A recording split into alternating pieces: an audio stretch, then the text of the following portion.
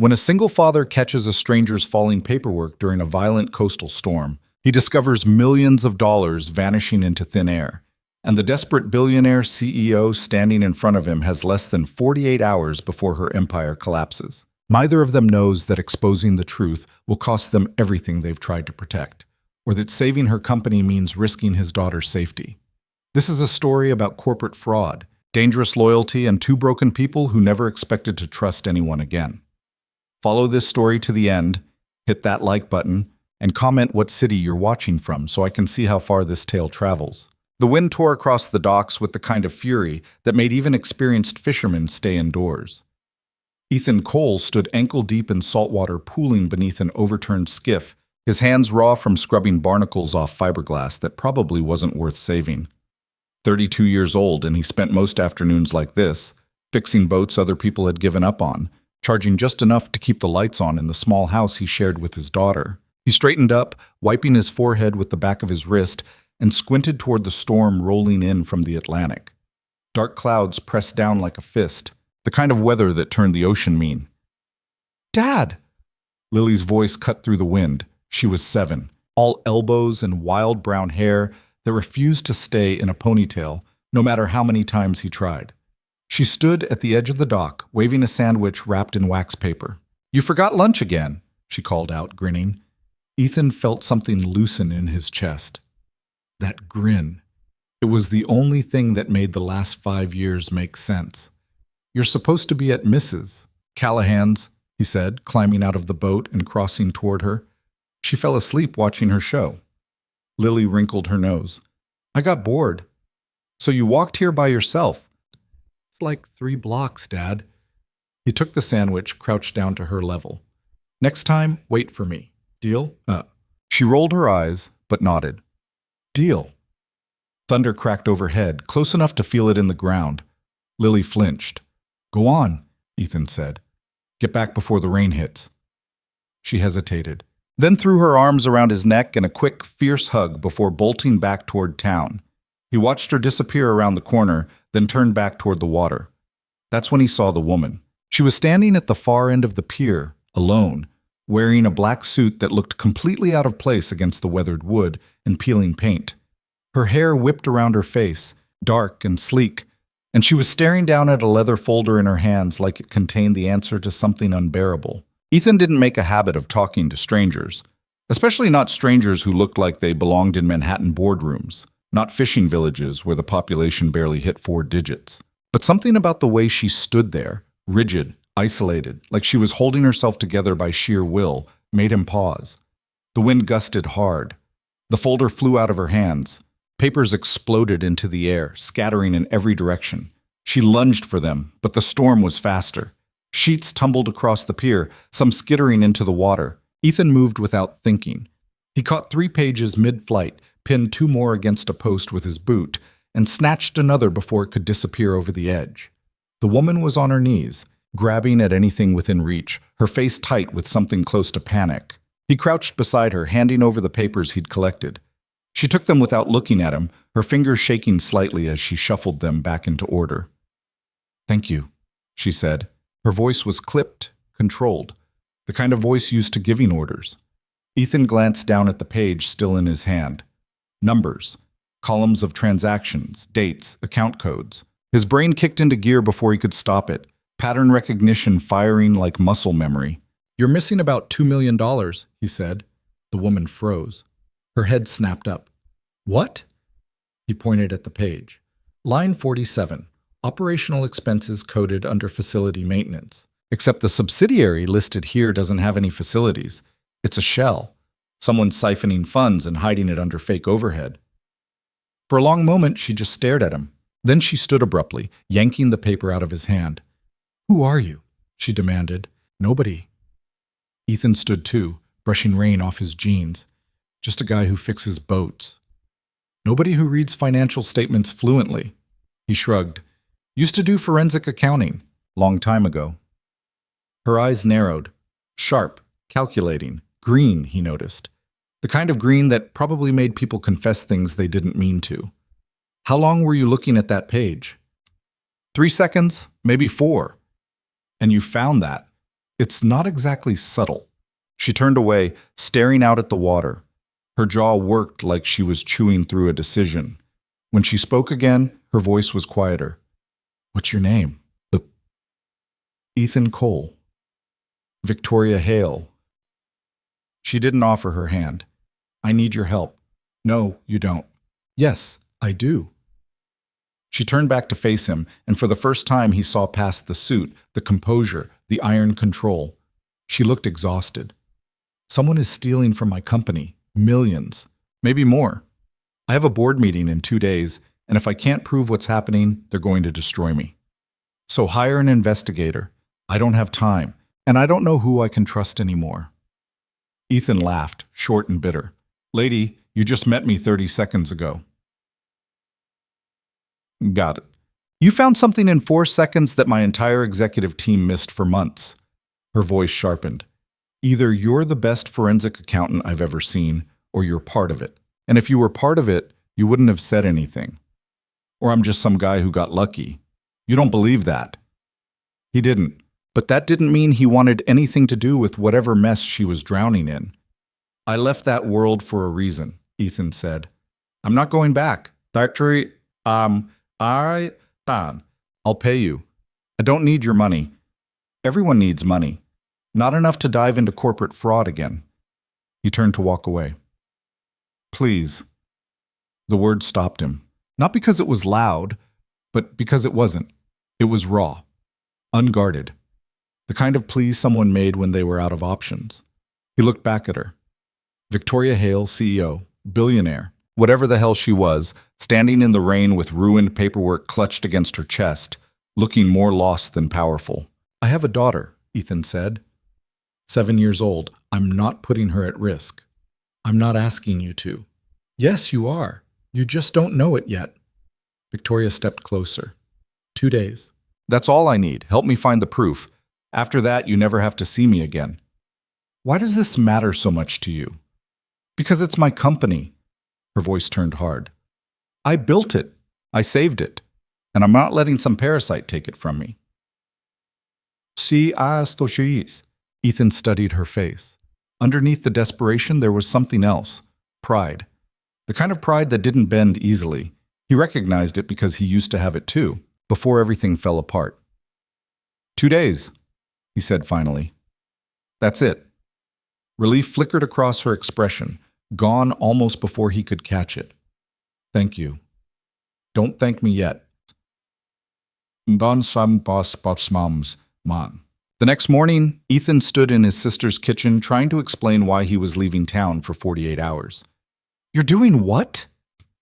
Caroline set down her coffee mug hard enough to slosh liquid onto the counter. Helping someone with an accounting problem. An accounting problem.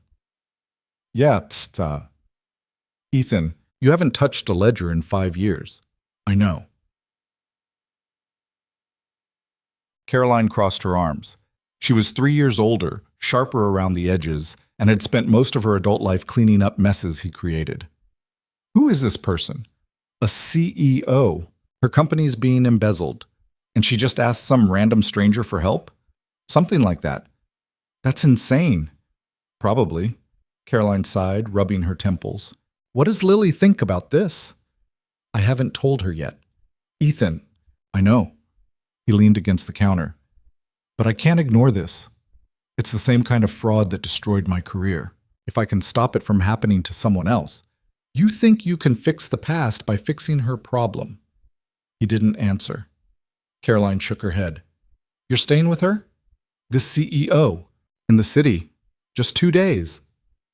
And Lily stays here. If that's okay. Of course it's okay. You know that. She paused.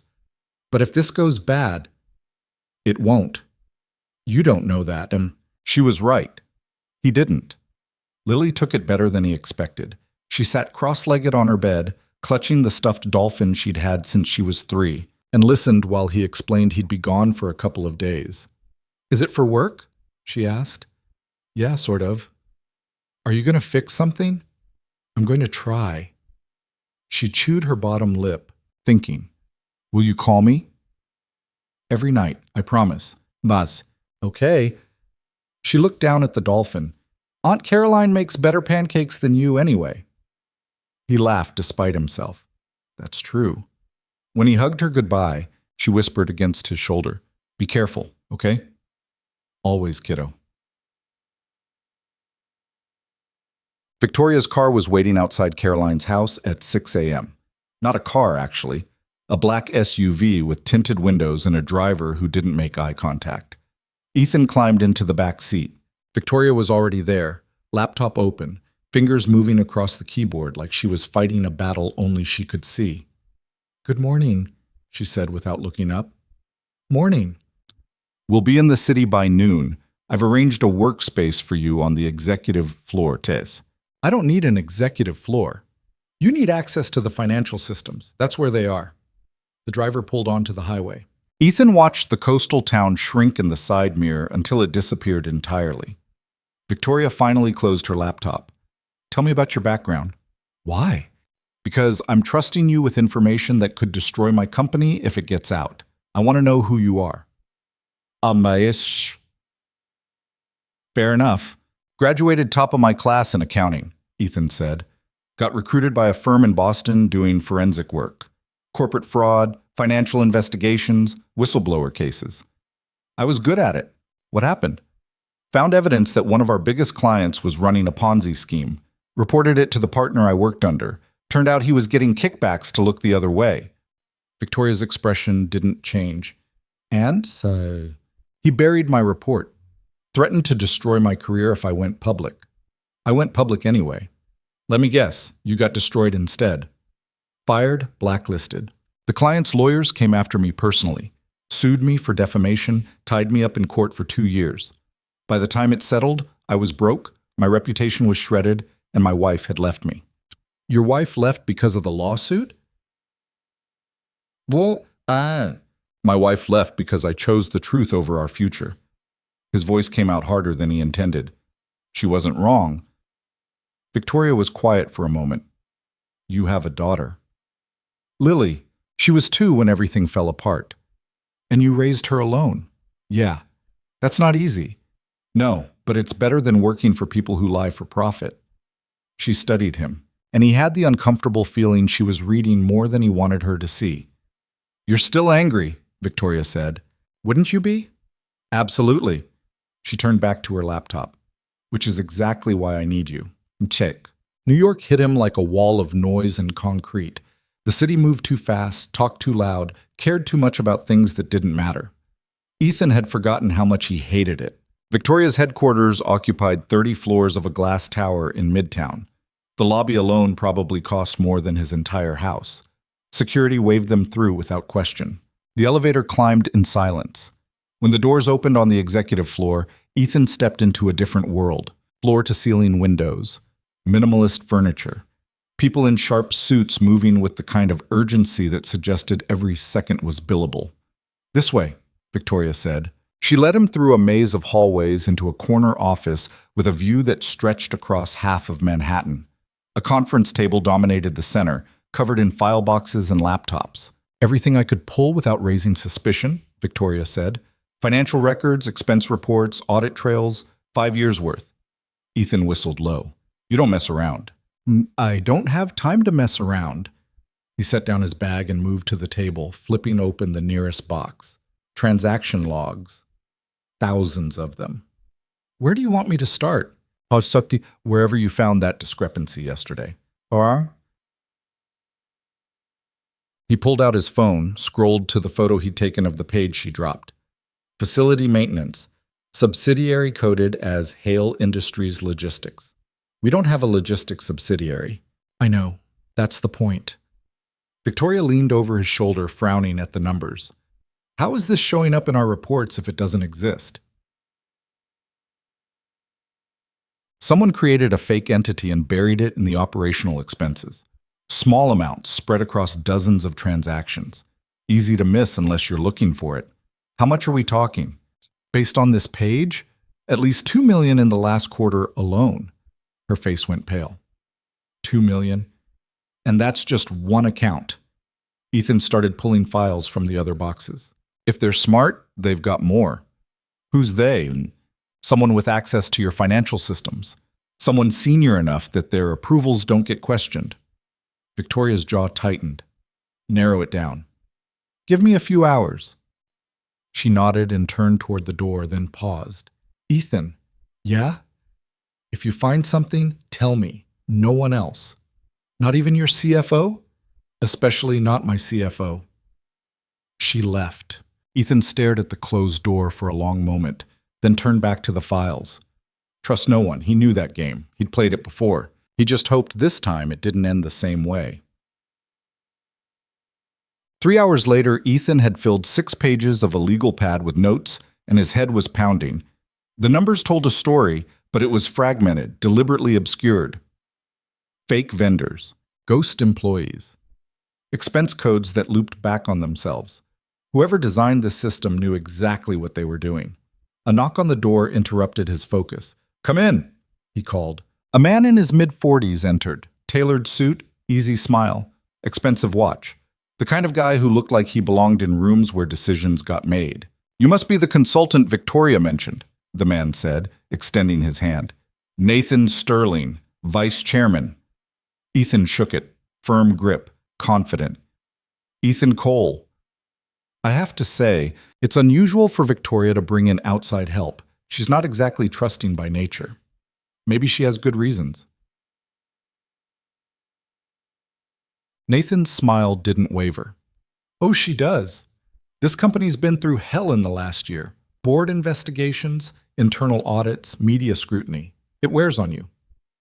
Sounds rough. It is. Nathan moved closer to the table, glancing at the open files. "What exactly are you working on?" "Financial review." "Anything specific?" Ethan kept his expression neutral. "Just looking for inefficiencies. Well, if you need anything, my office is down the hall. I've been with Victoria since she founded this company. I know where all the bodies are buried." He laughed. "Metaphorically speaking, of course. Good to know." Nathan lingered for another moment, then nodded and left. Ethan waited until the door closed, then checked the page he'd been working on. The one showing irregular payments flowing into an offshore account linked to something called Sterling Consulting Group. Sterling. Hell. When Victoria returned an hour later, Ethan had the evidence laid out across the table like a roadmap. "Tell me you found something," she said. "I found something." She crossed to the table, scanning the documents. "What am I looking at?" A very sophisticated embezzlement operation. Fake vendors, shell companies, forged approvals. Transactions buried under legitimate expenses, small enough to avoid flags, but large enough to add up fast. How much? Conservatively, 12 million over the last 2 years? Victoria went still. 12 million. Could be more. This is just what I can prove with the records you gave me. She sank into a chair, staring at the papers. "Who?" Ethan hesitated. "You're not going to like it." "I don't like any of this. Tell me." He slid a folder across the table. "Nathan Sterling." Her head snapped up. "That's impossible. Look at the account trail, Sterling Consulting Group, offshore entity registered in the Cayman Islands. It doesn't exist on paper as a legitimate business, but it's receiving regular payments coded as strategic advisory fees. Nathan's been with me for 8 years, which gave him plenty of time to set this up. He's the vice chairman. He has access to everything." "Exactly." Victoria stood abruptly, pacing to the window. "If this is true, it's true. Then he's not just stealing, he's positioning himself to take over." Ethan frowned. "What do you mean?" She turned back, and he saw something new in her expression. Not shock, recognition. "The board meeting in 2 days," she said slowly. "Nathan's been pushing for a vote of no confidence. He claims the company's financial instability is my fault. If he can prove I've mismanaged funds, they'll remove me and install him instead. Yes, he's framing you for his own theft." Victoria's hands clenched into fists. "That son of a bitch!" Ethan stood gathering the documents. "We need to move fast. If he knows we're on to him." "He already knows." "What?" He came to see you, didn't he? Asked what you were working on? Damn. Yeah. Then he's watching. Victoria pulled out her phone. I'm calling the board chairman. We can present this evidence tomorrow. Force an emergency review. No. She looked at him sharply. Why not? Because if Nathan's been doing this for 2 years, he's got contingencies. The second you move against him, he'll destroy evidence, flip the narrative, claim you're retaliating against him for discovering your fraud. So what do? We get proof he can't destroy. Something public, irrefutable. The shareholder meeting. Ethan nodded. You said it's in 2 days? Yes. 300 investors, live streamed to the media. Perfect. We present the evidence there in front of everyone. He won't be able to bury it. Victoria stared at him. That's insane. You have a better idea? She didn't answer. Thought so, Ethan said. That night, Ethan called Lily from his hotel room. She answered on the second ring, breathless. Dad, hey kiddo, what are you up to? Aunt Caroline taught me how to make pasta, the real kind, with the machine. That sounds dangerous. It was awesome. Her voice dropped. When are you coming home? Soon, 1 more day. You promised to call every night. I'm calling every night. I know, but I miss you. Something tightened in his chest. I miss you too, Lil. Ishka. Is the thing you're fixing really important? Yeah, it is. Okay. She paused. Dad? Yeah? Don't let the bad guys win. He smiled despite everything. I won't. After they hung up, Ethan sat in the dark hotel room staring at the city lights outside his window. Somewhere out there, Nathan Sterling was planning his next move. And somewhere in this same building, Victoria Hale was probably working through the night, trying to save everything she'd built. 2 broken people fighting the same enemy for different reasons. He hoped it would be enough. Go. The next morning, Ethan arrived at Victoria's office to find her already buried in paperwork, coffee cup cold beside her laptop. Did you sleep at all? He asked. No. Victoria, I need you to verify something. She slid a document across the desk. I pulled Nathan's employment contract. Look at clause 17. Ethan scanned the page. Severance agreement. In the event of termination, he receives 15% equity stake. 15%, which, combined with his current holdings, would give him controlling interest if I'm removed. He's not just stealing money, he's buying his way to the top.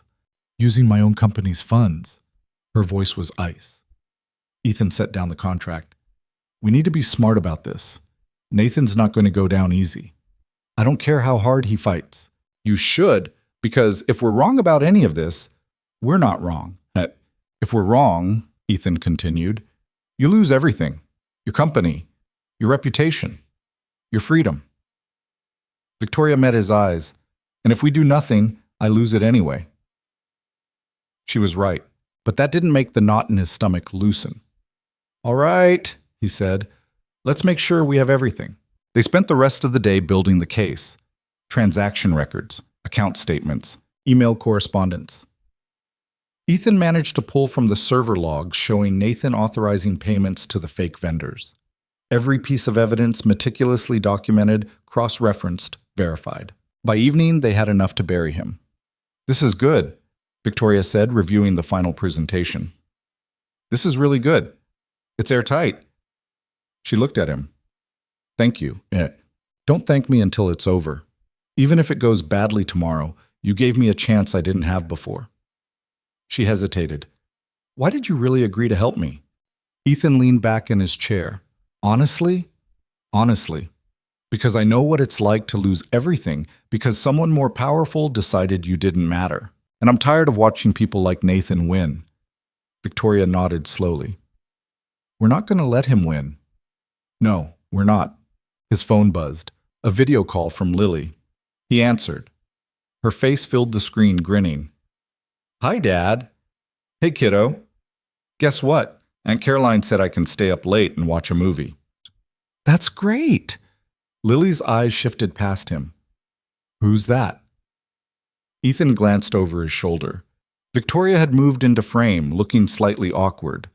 "This is Victoria," he said. "She's the person I'm helping." "Hi, Victoria," Lily said shyly. "Hello, Lily." Victoria's voice softened in a way Ethan hadn't heard before. "Your dad talks about you constantly." "He does?" "All the time." Lily giggled. "What does he say?" "That you're braver than he is." Ethan shot Victoria a look. She just smiled. They talked for a few more minutes before Lily had to go. When the call ended, Victoria was quiet. "She's wonderful," she said finally. "Yeah, she is. You're lucky." "I know." Victoria turned back to her laptop, but Ethan caught the expression on her face. Something wistful, lonely. He wondered when the last time was that someone had called her and just wanted to talk. The morning of the shareholder meeting, Ethan woke up at 4 a.m. and couldn't fall back asleep.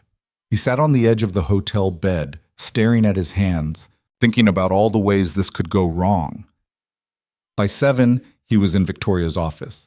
She was already dressed, black suit, hair pulled back, expression unreadable. "Ready?" she asked. "No." "Good. Neither am I." They arrived at the conference center early. 300 seats filling up fast. Cameras being positioned. Media badges being checked. The air felt electric with anticipation. Nathan was already there, working the room, shaking hands, smiling that easy smile. When he saw Victoria, he crossed toward them. "Big day," he said. "Yes, it is," Victoria replied evenly. His eyes flicked to Ethan. "Still finding inefficiencies?" "Something like that." "Here is shirt, you get this." Nathan's smile thinned slightly. "Well, may the best argument win." He walked away. "He knows," Ethan muttered. "Let him know, Victoria said. "It won't save him." The meeting started at 9. Opening remarks. Financial overview. Reports from various department heads. Ethan sat in the back, watching Nathan present the quarterly earnings with polished confidence. Then came the motion of no confidence. Nathan stood at the podium, expression grave. "It pains me to bring this forward, but the board has asked me to address serious concerns about financial mismanagement under the current leadership." Murmurs rippled through the room. "Over the past 2 years, Nathan continued, this company has lost nearly $15 million to unexplained expenses, fraudulent transactions, and negligent oversight. As fiduciaries, we have a responsibility to our shareholders to demand accountability." He clicked a remote. A slide appeared on the screen behind him. Transaction records. Victoria's signature. Forged, Ethan realized. Expertly forged. "I move that Victoria Hale be removed as CEO, effective immediately." The room erupted, shareholders shouting questions, board members conferring in heated whispers. Victoria sat motionless, watching Nathan like a predator watching prey. The board chairman called for order. "Ms. Hale, do you have a response?" "What to say?" Victoria stood, every eye in the room turned toward her. "Yes," she said, "I do." She walked to the front of the room, and Ethan moved with her, carrying the laptop. "Everything Mr. Sterling just showed you is fabricated," Victoria said calmly. "The signatures are forged. The transactions were created to frame me for theft that I did not commit." Nathan's expression didn't change. "That's a serious accusation." "It is, and I can prove it." Ethan connected the laptop to the projector. The first slide appeared. Transaction logs showing payments to Sterling Consulting Group. "This company doesn't exist," Victoria said. "It's a shell entity registered in the Cayman Islands by Nathan Sterling for the sole purpose of funneling money out of this company." "That's ridiculous." Here are the offshore account records. Another slide. Wire transfers totaling $12 million over 2 years, all authorized by Nathan Sterling using fabricated vendor codes. Nathan stepped forward. "This is clearly a desperate attempt to deflect blame. Here are the emails." Ethan pulled them up. Nathan authorizing payments. Nathan creating fake approvals. Nathan systematically stealing from the company he claims to be protecting. The room went silent. Victoria turned to face Nathan directly. You didn't just steal money. You tried to destroy me.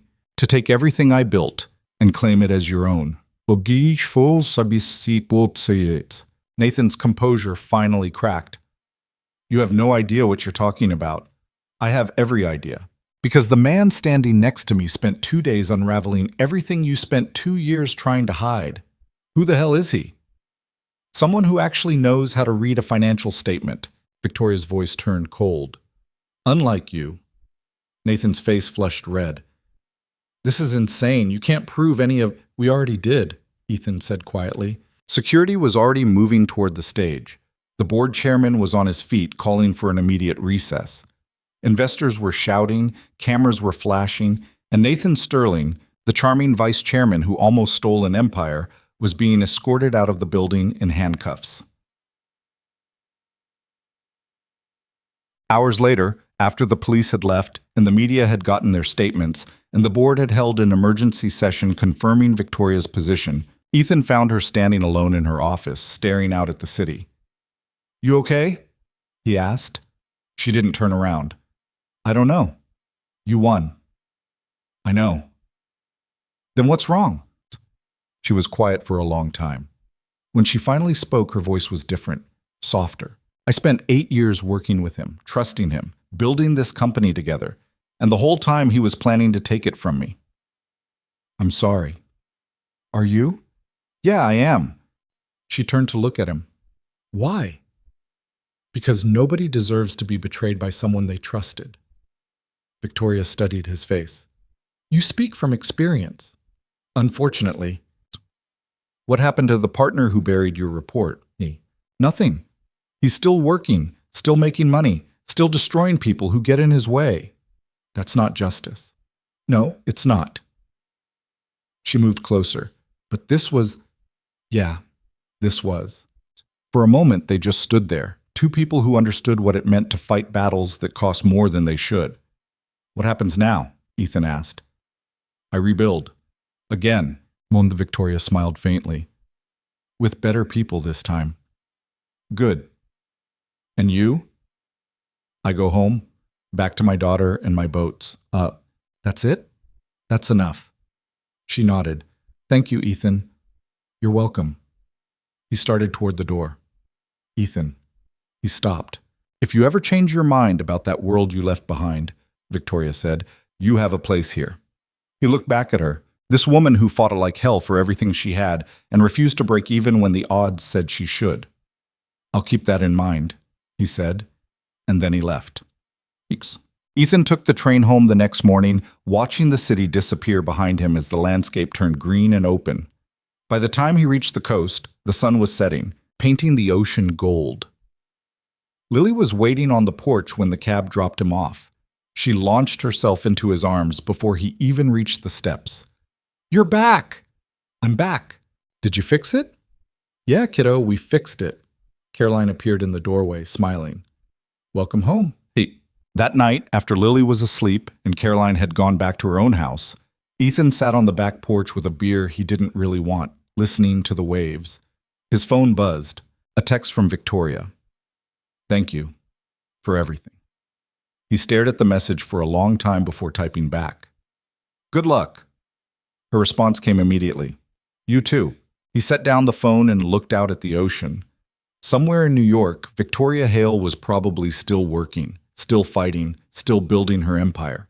And here he was, in a small house by the sea, with a daughter who thought he was brave in a life that was simple and his. It was enough. For now, it was enough. For 3 weeks, life returned to what it had been before Victoria Hale walked into it. Ethan fixed boats, picked Lily up from school, made dinners that were only slightly burned, and tried not to think about Manhattan or corporate fraud, or the look on Nathan Sterling's face when the handcuffs went on. It worked mostly, until the flowers showed up. They arrived on a Tuesday morning, delivered by a courier who seemed confused about why anyone would send 24 white roses to a boat repair shop. Ethan signed for them, set the vase on his workbench, and pulled out the card. For the man who saved my company. If you ever need anything, call me. V. He tucked the card in his pocket and went back to sanding a hull. By lunchtime, he'd forgotten about them. By evening, Lily had found the vase and was asking 1,000 questions he didn't want to answer. "Who's V?" she asked, spinning the card between her fingers. "Someone I helped with work." "The lady from the video call?" "Yeah. She's pretty." Ethan looked up from the stove where he was attempting to make spaghetti without setting anything on fire. "What does that have to do with anything?" Lily shrugged, grinning. "Just saying, well, don't. Are you going to call her?" "No." "Why not?" "Because I don't need anything." "Maybe she does." He pointed the wooden spoon at her. "Stop being smart. You're 7. She giggled and went back to her homework. But the card stayed on the counter for the rest of the week, a small white rectangle that felt heavier than it should. On Friday, Victoria called. Ethan was elbow deep in an outboard motor when his phone rang. He almost didn't answer, but something made him wipe his hands on his jeans and pick up. "Hello?" "Ethan, it's Victoria." Her voice sounded different over the phone, less controlled, almost hesitant. "Hey, Set," he said. "Got the flowers." "You didn't have to do that." "I wanted to. You saved my life." "I helped with some accounting. That's not the same thing." "It is to me." She paused. "How are you?" "Fine, you?" "Busy. The board's been restructuring since Nathan's arrest. We're rebuilding the entire financial oversight system." "That's good." "It's exhausting." Ethan leaned against the workbench. "But you're winning." "I suppose." Another pause. "I miss having someone I can trust." The words hung in the air between them, raw and unguarded. "You've got a whole company full of people," Ethan said carefully. "That's not what I meant." He didn't know what to say to that.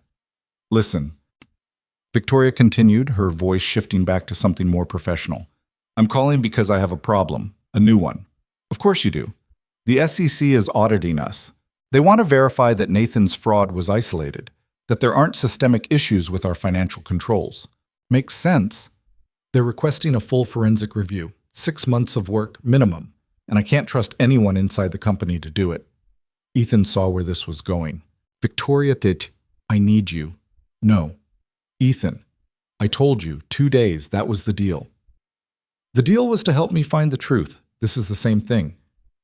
This is 6 months of my life. I'll pay you whatever you want." "It's not about money." "Then what is it about?" He looked out at the docks, at the water stretching toward the horizon, at the life he'd built that was small and simple and safe.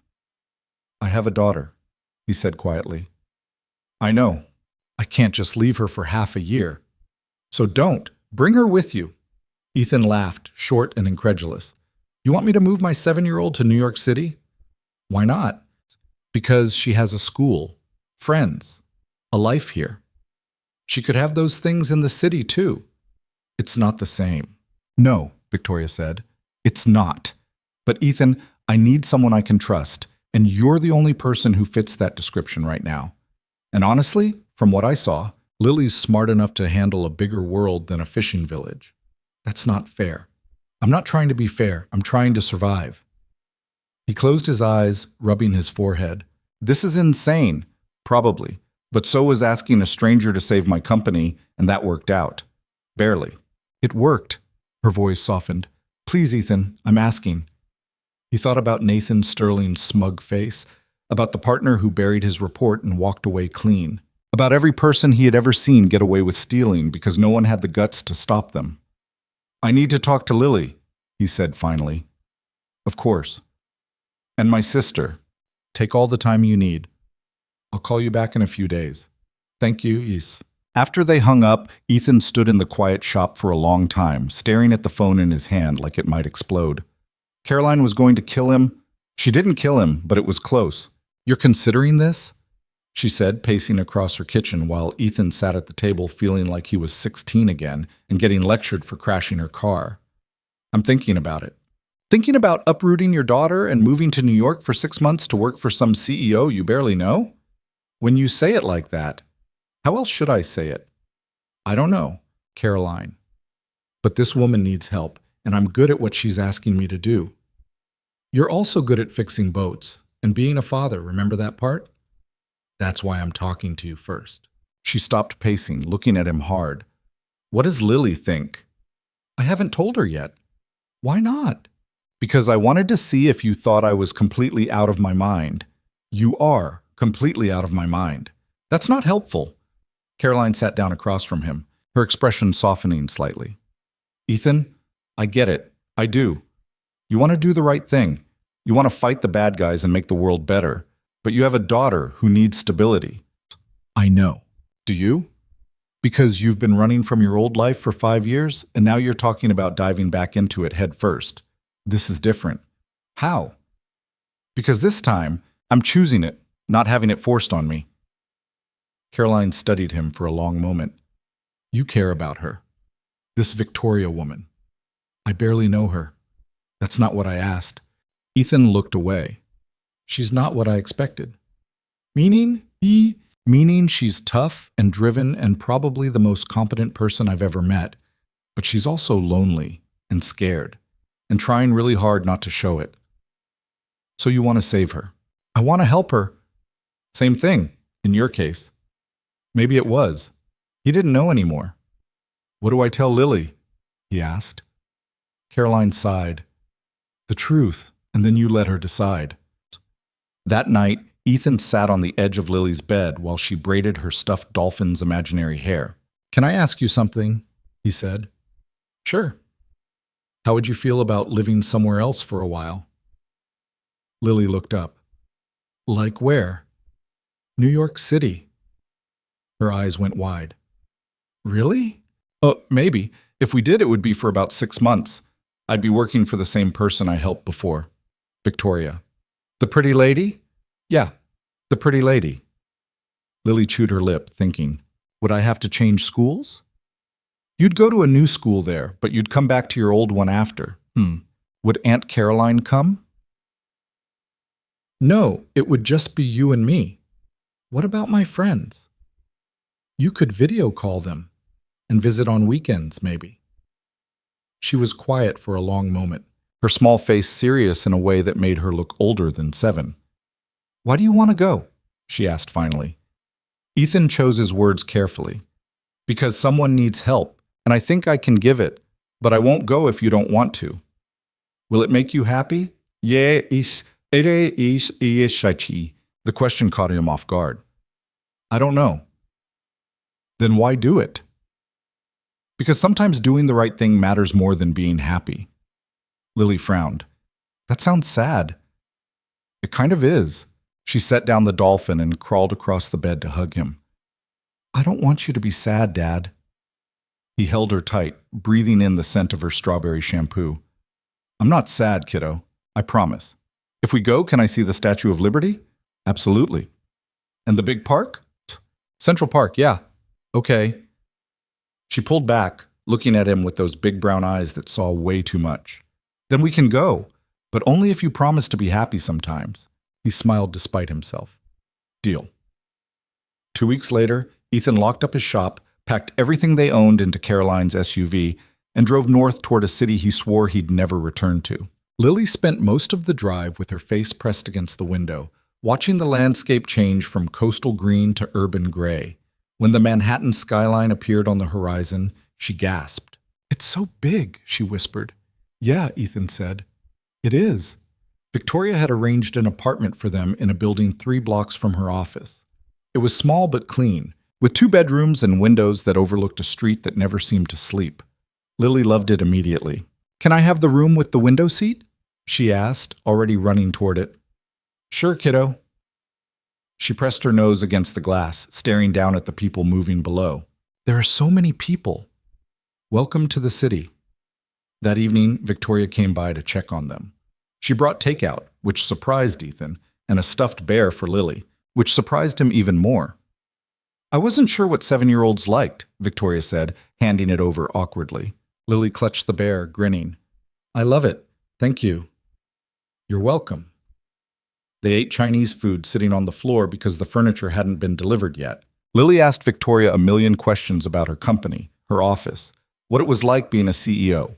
Victoria answered each one patiently, and Ethan watched the two of them talk, something strange and unfamiliar settling in his chest.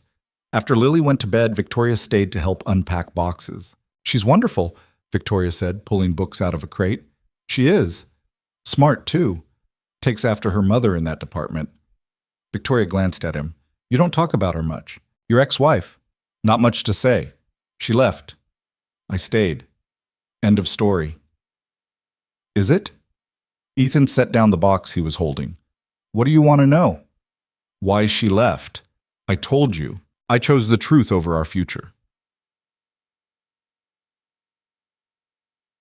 But what does that actually mean? He was quiet for a moment, deciding how much to say. It means I had a choice between keeping my job and my family, or exposing fraud and losing everything. I thought doing the right thing would matter more in the long run. He laughed bitterly. Turns out, it just made me broke and single. Do you regret it? Every day. But I'd make the same choice again. Victoria studied him. That's either very brave or very stupid. Probably both, eh? She smiled faintly.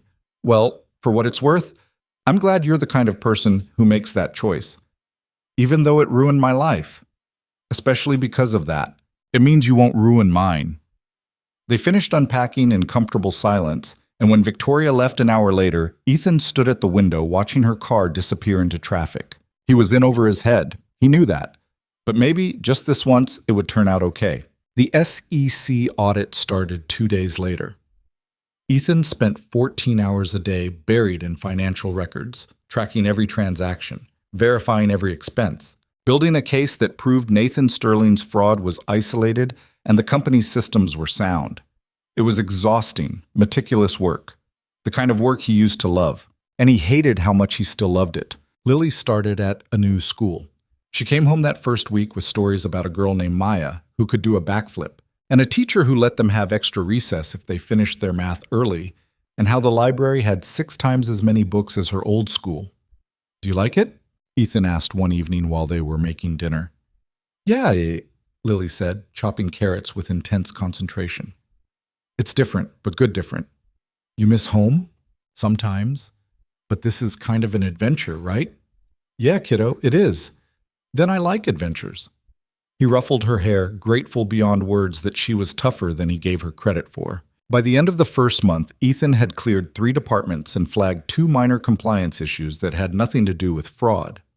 The SEC investigators seemed satisfied, but they wanted more. They always wanted more. Victoria was drowning under the pressure. Board meetings, investor calls, media interviews, all while trying to prove her company wasn't corrupt to the core. Ethan watched her work herself into the ground, and he recognized the look in her eyes because he'd seen it in his own mirror 5 years ago. She was running on fumes and sheer willpower. One night, he found her in her office at 11 p.m., staring at a spreadsheet like it had personally offended her. You need to go home, he said from the doorway. She didn't look up. I need to finish this. It'll still be here tomorrow. So will the journalists asking if my company is falling apart. Ethan crossed the room and closed her laptop. Victoria. She finally looked at him, and he saw how exhausted she was. Dark circles under her eyes, hair falling out of its usual perfect twist, hands shaking slightly from too much coffee and not enough sleep. You're going to burn out, he said quietly. I don't have time to burn out. Then make time. Because if you collapse, this whole thing collapses with you. That's not true. Yes, it is. You're the only thing holding this company together right now. She leaned back in her chair, closing her eyes. I'm so tired, Ethan. I know. I don't know how much longer I can do this. But you do it one day at a time, same as everyone else. That's not very inspiring. I'm not trying to inspire you. I'm trying to keep you alive. Victoria opened her eyes, looking at him with something that might have been gratitude or might have been desperation. What if I fail? Then you fail, and you get back up and try again. You make it sound simple. It's not, but it's the only option you've got. She stood slowly, gathering her things. Walk me out? Sure. They rode the elevator down in silence. The building was empty, just security guards and cleaning crews. Outside, the city was still awake, lights blazing, traffic humming. Victoria's car was waiting at the curb. She turned to face him before getting in. Thank you, she said. For what? For reminding me I'm human. Anytime. She hesitated, then reached out and squeezed his hand briefly before sliding into the back seat. Ethan watched the car disappear, then walked the 3 blocks home, thinking about the warmth of her fingers and what the hell he was doing. Lily was asleep when he got back. He checked on her, tucking the blanket around her shoulders, and found the stuffed bear Victoria had given her clutched tight against her chest. His phone buzzed. A text from Victoria. Made it home. Thank you for caring. He stared at the message for a long time before typing back. Someone has to. The response came immediately. I'm glad it's you. Ethan set down the phone and sat on the couch in the dark, listening to the city outside and wondering when exactly this stopped being just a job. The following week, Victoria invited them to dinner. It's just a thank you, she said when Ethan hesitated, for uprooting your entire life to help me. You don't have to do that. I want to, say. So they went. Victoria had reserved a private room at a restaurant that probably cost more per plate than Ethan made in a week. Lily wore her favorite dress, the blue one with stars, and spent the entire meal asking Victoria about running a company. Do you have to go to a lot of meetings? Lily asked. So many meetings, Victoria said. Sometimes I think that's all I do. That sounds boring. It is. Very boring. Then why do you do it? Yeah. Victoria smiled. Because in between the boring meetings, I get to build things. Help people. Make ideas real. That part's not boring. What kind of things do you build? Right now, we're developing software that helps hospitals manage patient data more efficiently. Before that, we created a platform for small businesses to access affordable loans. Lily's eyes widened. You help hospitals? We try. That's really cool. Ethan watched them talk, Victoria leaning forward with genuine interest, Lily's face bright with excitement, and felt something shift inside him. This wasn't just a job anymore. Maybe it never was. After dinner, they walked through Central Park. Lily ran ahead, chasing pigeons and climbing on rocks, while Ethan and Victoria followed at a slower pace. She's amazing, Victoria said. She is. You've done a great job with her. I've done my best. That's all anyone can do. Victoria was quiet for a moment. Can I ask you something? Sure. Do you ever think about what your life would be like if you'd made different choices? If you'd stayed in forensic accounting, kept your career? Ethan shrugged. Sometimes. But then I look at Lily and I can't imagine not having her as my priority. The career stuff, the money, the prestige, none of it matters as much as making sure she's okay. You're a good father. I'm a struggling father who burns dinner half the time and still can't figure out how to braid hair properly. Victoria laughed. It was the first real laugh he'd heard from her, unguarded and genuine. What? He asked. Nothing. Just, you're very hard on yourself. Comes with the territory. They walked in comfortable silence until Lily came running back, breathless. Dad, there's ducks. Can we go see them? Lead the way, kiddo. Is. That night, after Lily was asleep, Ethan stood at the window of their apartment staring out at the lights and replaying the evening in his head. The way Victoria smiled at his daughter. The way she laughed. The way she looked at him when she thought he wasn't paying attention. He was in trouble. Deep trouble. His phone rang. Victoria. Hey, he answered. I just wanted to say thank you for tonight. We should be thanking you. That restaurant was incredible. I don't mean the food. I mean for letting me spend time with you and Lily. I can't remember the last time I had an evening that felt normal. Normal's overrated. Maybe, but it's also undervalued. Ethan leaned against the window frame. Are you okay? Why do you ask? Because you sound different. Sad, maybe. She was quiet for a long moment. I spent the last hour thinking about what you said, about priorities, and I realized I don't have any outside of work. That's not true. It is. I built this company because I wanted to prove I could, that I was smart enough, tough enough, ruthless enough to succeed in a world that told me I couldn't, and I did it. But somewhere along the way, I forgot to build a life. It's not too late, isn't it? No, you're 30 years old. You have time. Time for what? Whatever you want. Family, friends, hobbies. A life that doesn't revolve around boardrooms and balance sheets. I wouldn't even know where to start. Start small.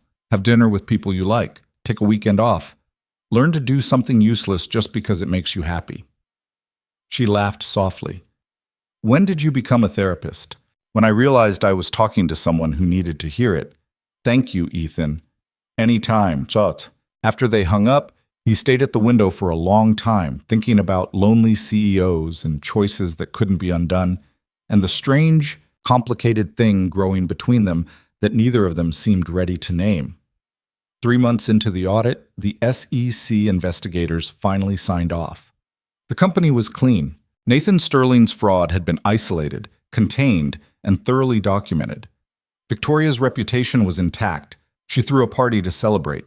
It was a small gathering, just senior staff and a few key investors, held in a rooftop venue with views of the entire city.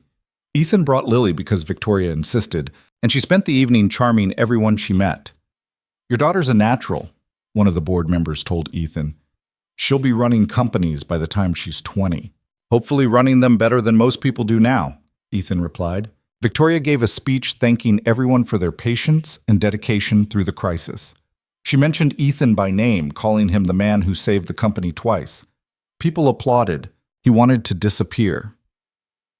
Later, when the crowd had thinned and Lily had fallen asleep on a couch in the corner, Victoria found him standing at the edge of the roof looking out at the skyline. "Not a fan of parties?" she asked. "Not really my thing. Mine either. Could have fooled me. You worked that room like a pro." "That's different. That's performance." She stood beside him, close enough that he could smell her perfume. Something subtle, expensive. "This right now is real." "What is?" "Talking to you." Ethan looked at her. The city lights reflected in her eyes, making them look almost gold. "Victoria, I know," she said quietly. "I know this is complicated. You work for me, you have a daughter, you're here temporarily. I know all the reasons this doesn't make sense." "Then why are you saying it?" "Because I'm tired of pretending I don't feel something when I look at you." His heart kicked hard against his ribs. "What do you feel?" "Safe, understood. Like I can stop performing and just exist." She turned to face him fully. "You make me want things I gave up on years ago." "Like what?" Like a life outside this company. Like someone who sees me as more than a CEO. Like maybe being happy matters as much as being successful." Ethan didn't know what to say. Every logical part of his brain screamed that this was a bad idea. She was his employer. This was temporary. Getting involved would only make everything harder when it ended. But the part of him that had been alone for 5 years, the part that woke up every morning wondering if this was all there was, that part wanted to close the distance between them and see what happened. "I can't promise you anything," he said finally. "I'm still figuring out my own life, and Lily has to come first."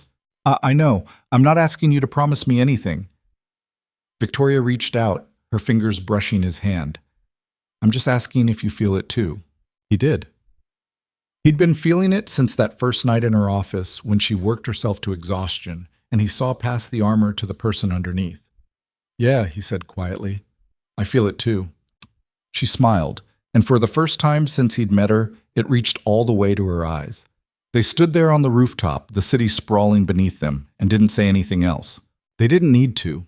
Some things didn't require words. The morning after the rooftop conversation, Ethan woke up feeling like he'd made either the best or worst decision of his life. He couldn't tell which. Lily was already awake, sitting at the kitchen table with a bowl of cereal and her math homework spread out in front of her. "You're up early," he said, pouring coffee. "Maya's mom is taking us to the Science Museum today. Remember?" He'd forgotten completely. "Right. What time?" 10. You said you'd drop me off, and I did. I will." He sat down across from her. "How's the homework?" "Done. It was easy." She looked up at him, squinting. "You look weird." "Thanks, kiddo." "No, I mean like happy weird. Did something good happen?" Ethan took a sip of coffee to buy himself time. "Maybe. Is it about Victoria?" He nearly choked. "Why would you think that?" Lily rolled her eyes in that way only 7-year-olds could. "Because you smile different when you talk about her." "I do not." "You totally do. It's like this." She demonstrated an exaggerated, dreamy expression that made him laugh despite himself. "I don't look like that." "You kind of do." He reached over and ruffled her hair. Finish your cereal. We leave in 20 minutes. She grinned and went back to her bowl. And Ethan sat there wondering when his daughter became so perceptive and whether that was a good thing or a terrifying thing. His phone buzzed, a text from Victoria. Coffee this afternoon?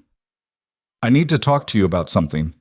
He stared at the message, his stomach doing something complicated. Sure. What time? 3? There's a place 2 blocks from the office. See you then. The rest of the morning passed in a blur of dropping Lily off, running errands he'd been putting off for weeks, and trying not to obsess over what Victoria wanted to talk about. By the time 3 o'clock rolled around, he'd convinced himself it was probably work-related, and he was being ridiculous. The coffee shop was small and crowded, the kind of place where people worked on laptops and pretended the rest of the world didn't exist. Victoria was already there, sitting in a corner booth with 2 cups in front of her. I ordered for you, she said when he slid in across from her. Black, right? Yeah, thanks. She wrapped her hands around her own cup, not drinking, just holding it like she needed something to do with her fingers. So, Ethan said, what did you want to talk about? Victoria took a breath. I've been thinking about what I said last night. His chest tightened. Okay. And I need to know if I made things weird. If you want to pretend it didn't happen, we can do that. You still have 3 months left on the contract, and I don't want to make this uncomfortable for you. You didn't make things weird. Are you sure? Because you look like you want to run. He did, a little, but not because of her. I'm not good at this, Ethan said carefully. The whole relationship thing. I haven't done it in 5 years, and when I did, it ended badly. I know. And I have Lily to think about. She's already been through enough. I can't bring someone into her life unless I'm sure it's going somewhere. I understand. But, he continued, meeting her eyes, I also haven't felt this way about anyone in a long time. So I'm not running. I'm just trying to figure out how to do this without screwing it up. Victoria's expression softened. What if we both screw it up? Together? That's a terrible plan. It's the only one I've got. He smiled despite himself. All right, let's screw it up together. Just like that? Just like that. She reached across the table and took his hand, her fingers cool against his. They sat like that for a while, not saying anything, just existing in the moment. Then her phone rang. Victoria glanced at the screen and her expression changed. I have to take this. Go ahead. She answered, her voice shifting into CEO mode. This is Victoria Hale. A pause. When? Another pause, longer this time. Her face went pale. I'll be there in 10 minutes. She hung up and stood abruptly, already gathering her things. What's wrong? Ethan asked. The board. Emergency meeting. Someone's leaked information to the media about Nathan's fraud, and they're claiming we covered it up. That's insane. We gave everything to the SEC. I know, but the damage is done. This is going to be all over the news in an hour. She looked at him, and he saw fear behind the determination. I have to go. I'm coming with you. Ethan, you said you needed someone you could trust. Let me be that person. She nodded once, sharp and grateful, and they left together. The boardroom was chaos. 12 people talking over each other, phones ringing, assistants running in and out with printed articles and screenshots. Victoria walked in like she was stepping into a war zone, and maybe she was. The board chairman, a silver-haired man named Richard Moss, stood at the head of the table. Victoria, good. We need to address this immediately. What exactly are we addressing? She asked, her voice ice cold. This. He slid a tablet across the table. Ethan read over her shoulder. The headline made his stomach drop. Hale Industries buried fraud evidence for months, sources say. The article was brutal. It claimed Victoria knew about Nathan's embezzlement long before she reported it, that she'd been complicit in hiding the losses, that the SEC investigation was a farce designed to protect her reputation. All of it was lies. But it was written convincingly enough that anyone who didn't know the truth would believe it. Who leaked this? Victoria demanded. We don't know, Richard said. But whoever it was had access to internal communications, emails, meeting notes. Someone inside the company. It appears so. Victoria's hands clenched into fists. This is Nathan. He's orchestrating this from prison. That's speculation. It's the truth. He's using someone on the inside to destroy me because I destroyed him. One of the other board members, a woman named Patricia, leaned forward. Regardless of the source, we need to issue a statement. Distance the company from these allegations. Distance the company? Victoria's voice rose. These allegations are about me. You can't distance the company without throwing me under the bus. We have a fiduciary responsibility. I gave you that responsibility. I built this company, and now you want to abandon me the second things get difficult? Victoria, Richard said carefully, no one is abandoning you, but we have to think about the shareholders, the investors. If this story gains traction, then we fight back. We release our own statement with the facts. We show the emails proving I reported Nathan the moment I discovered the fraud. And if that's not enough, then we fight harder. The room fell silent. Ethan watched Victoria stand there, shoulders squared, chin up, refusing to break even, though the people who were supposed to support her were already looking for the exits. I'll draft a statement, she said finally. You'll have it within the hour. Meeting adjourned, Mom. She walked out without waiting for a response. Ethan followed. In her office, Victoria paced like a caged animal, her phone pressed to her ear. I don't care what it cost, she was saying. I want to know who leaked that story, and I want to know by tomorrow morning. She listened. Then find a way. I'm not paying you to tell me what you can't do. She hung up and threw the phone onto her desk. Hey, Ethan said quietly. Breathe. I can't breathe. I'm drowning. No, you're not. You're standing. You're fighting. That's not drowning. She stopped pacing and looked at him. What if I can't win this time? Then you lose, and you survive it, same as before. I'm tired of surviving, Ethan. I'm so tired. He crossed the room and pulled her into a hug. She resisted for half a second, then collapsed against him, her face buried in his shoulder. They stood like that for a long time, her breathing gradually slowing, his hand rubbing circles on her back. I'm scared, she whispered. I know. What if they're right? What if I'm not strong enough? You are. I've seen you. You're the strongest person I know. She pulled back slightly, looking up at him. How can you be so sure? Because you're still here, still fighting. That's strength. Victoria's eyes searched his face, then she kissed him. It wasn't planned or smooth or anything like the movies. It was desperate and messy and tasted like coffee and fear. But it was real. When they broke apart, she was crying. Sorry, she said, wiping her eyes. That wasn't how I wanted that to happen. It's okay. No, it's not. You deserve better than me falling apart on you. Victoria, stop. You're allowed to fall apart sometimes. That's what people do. Not me. I don't get to fall apart. Yes, you do. Especially with me. She laughed, wet and broken. You're too good for this. For me. Let me decide that. His phone buzzed. A call from the museum coordinator. He answered. Mr. Cole, this is Sandra from the Science Museum. I'm calling about Lily. His heart stopped. What's wrong? Is she okay? She's fine. But there's been an incident. Another child pushed her during an exhibit demonstration and she hit her head. We've got ice on it, but we think you should come get her. I'll be there in 15 minutes.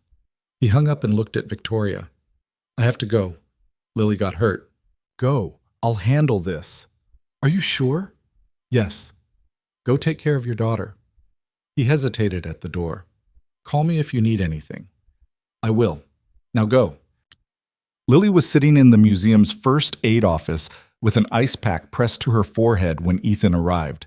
Maya and her mom were there too, looking worried. Hey, kiddo, he said, crouching down to her level. Let me see. She moved the ice pack. There was a goose egg forming above her right eye, already turning purple. Ow, he said sympathetically. It doesn't hurt that bad, Lily said, but her voice was small. What happened? This boy was being mean. He said girls couldn't understand science, so I told him that was stupid, and he pushed me. Despite everything, Ethan felt a surge of pride. Did you push him back? No, but I wanted to. Good. Violence isn't the answer. Then what is? Proving him wrong by being smarter than him. She grinned. I told him Marie Curie discovered radioactivity and she was a girl. Then he pushed me. Ethan hugged her carefully. You're going to be fine. Let's get you home. Maya's mom apologized profusely. Ethan assured her it wasn't her fault. They collected Lily's things and took a cab back to the apartment. Once home, Ethan set Lily up on the couch with her favorite movie and a fresh ice pack. She fell asleep halfway through, exhausted from the day's excitement. His phone rang. Victoria. How is she? Victoria asked immediately. She's okay. Bumped her head, but nothing serious. I'm so sorry. If I hadn't called you away. Victoria, stop. Kids get hurt. It happens. She's fine. Okay. Good. A pause. I'm sorry about earlier, in my office. That kiss. I shouldn't have. I kissed you back. I know, but the timing was terrible and... Victoria. It's okay. We'll figure it out. She was quiet for a moment. The board wants me to take a temporary leave of absence while they investigate the allegations.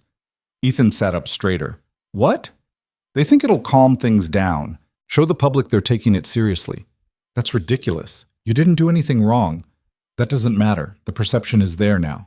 So fight it. I am, but I might lose this one. You won't. How do you know? Because I'm going to help you. We're going to find whoever leaked that story, and we're going to prove Nathan's behind it.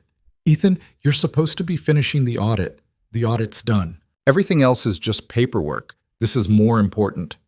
You don't have to do this. Yes, I do. Someone has to have your back, and I'm volunteering. He could hear her breathing on the other end, shaky and uneven. Thank you, she whispered. Anytime. After they hung up, Ethan sat in the dark apartment listening to Lily's soft breathing and thinking about board members who folded, under pressure, and CEOs who fought battles alone, and the way Victoria had kissed him like she was drowning. He pulled out his laptop and started digging.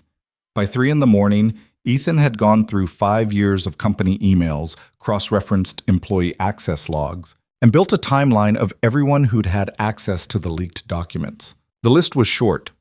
Only 4 people had the clearance level to see all the communications mentioned in the article. Victoria. Richard Moss, the board chairman. Patricia Warner, the board member who'd pushed for distancing the company. And Marcus Chen, Victoria's CFO. Ethan stared at the names, his gut telling him something was off. He pulled up Marcus Chen's financial records next, using the access Victoria had granted him months ago. There, a series of payments from an offshore account. Small amounts, irregular intervals. Easy to miss unless you were looking. He traced the account. It led to a consulting firm registered in Delaware. Dummy corporation, probably. He dug deeper, pulling business registration records, tax filings, anything he could find. The consulting firm had one listed employee, Nathan Sterling. Ethan sat back, his heart pounding. Marcus Chen was Nathan's inside man, and he'd been there the whole time.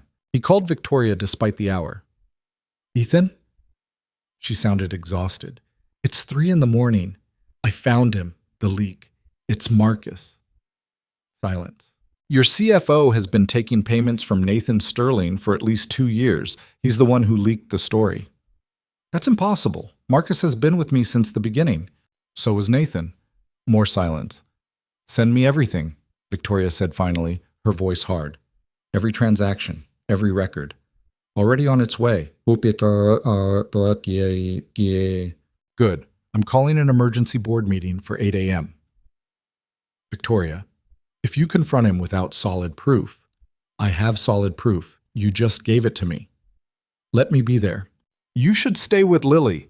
Caroline's coming up today. She can watch Lily. I'm coming to that meeting. Ethan, I'm coming. Don't argue. She sighed. Fine, but let me do the talking. Deal. Caroline arrived at 7, took one look at Ethan's face, and didn't ask questions. She just hugged him, told him to be careful, and promised to take Lily to breakfast at the place with the good pancakes. Ethan met Victoria outside the building at 7:45. She looked like she hadn't slept, but her suit was perfect, and her expression was steel. Ready? He asked. No, but let's do it anyway. The boardroom was fuller than last time. Marcus Chen sat near the middle, looking calm and professional. He smiled at Victoria when she walked in. She didn't smile back. "Thank you all for coming on short notice," Victoria said, standing at the head of the table. "I've called this meeting because I've discovered who leaked the story to the media." Murmurs around the table. It was Marcus Chen. Marcus's smile vanished. "That's absurd." "Ooh, is it?" Victoria slid a folder across the table. "These are financial records showing payments from an offshore account controlled by Nathan Sterling directly to you. $30,000 over 2 years. Marcus picked up the folder, flipping through it. His face remained calm, but Ethan saw his jaw tighten. "This proves nothing. Consulting fees are legitimate business expenses. For what consulting? You're already our CFO. What could Nathan possibly need to pay you for?" "We're SHADMD, private investment advice." "Then you won't mind explaining why those payments increased dramatically in the months leading up to Nathan's arrest." Marcus set down the folder. "You're grasping at straws, Victoria. Am I? Because here's what I think happened. Nathan knew I was getting close to discovering his fraud, so he paid you to feed him information, to help him stay ahead of my investigation. And when that failed and he went to prison, he paid you to leak our internal communications to the media, to destroy my reputation as revenge." "That's a nice story. You have any proof?" "Yes." Ethan stood, pulling out his laptop. "Actually, yes." He connected to the projector and brought up email logs. "These are messages from your personal account to a burner email address, the same address that contacted the journalist who broke the story." Marcus's face went pale. "You sent him the internal documents," Ethan continued, "time-stamped 3 days before the article published, including emails you shouldn't have had access to unless someone gave them to you, or unless you fabricated them to frame me." Victoria leaned forward. "We also have security footage of you accessing my office after hours last week. Care to explain what you were doing there?" Marcus stood abruptly. "I don't have to listen to this." "Yes, you do," Richard Moss said quietly. He'd been silent until now, but his expression was granite. "Sit down, Marcus. This is a witch hunt. Sit down." Marcus sat. Richard looked at Victoria. "Do you have enough to press charges?" "More than enough." "Then I suggest we call the authorities." Marcus's composure finally cracked. "You don't understand. Nathan said if I didn't help him, he'd ruin me. He had dirt on me from years ago, things that could destroy my career, so you destroyed mine instead." Victoria's voice was quiet, deadly. "I didn't have a choice. Everyone has a choice. You made yours. Now live with it." Security escorted Marcus out 20 minutes later, the police right behind them. The boardroom emptied slowly, board members offering quiet apologies to Victoria as they left. When it was just the two of them, Victoria sat down heavily in a chair.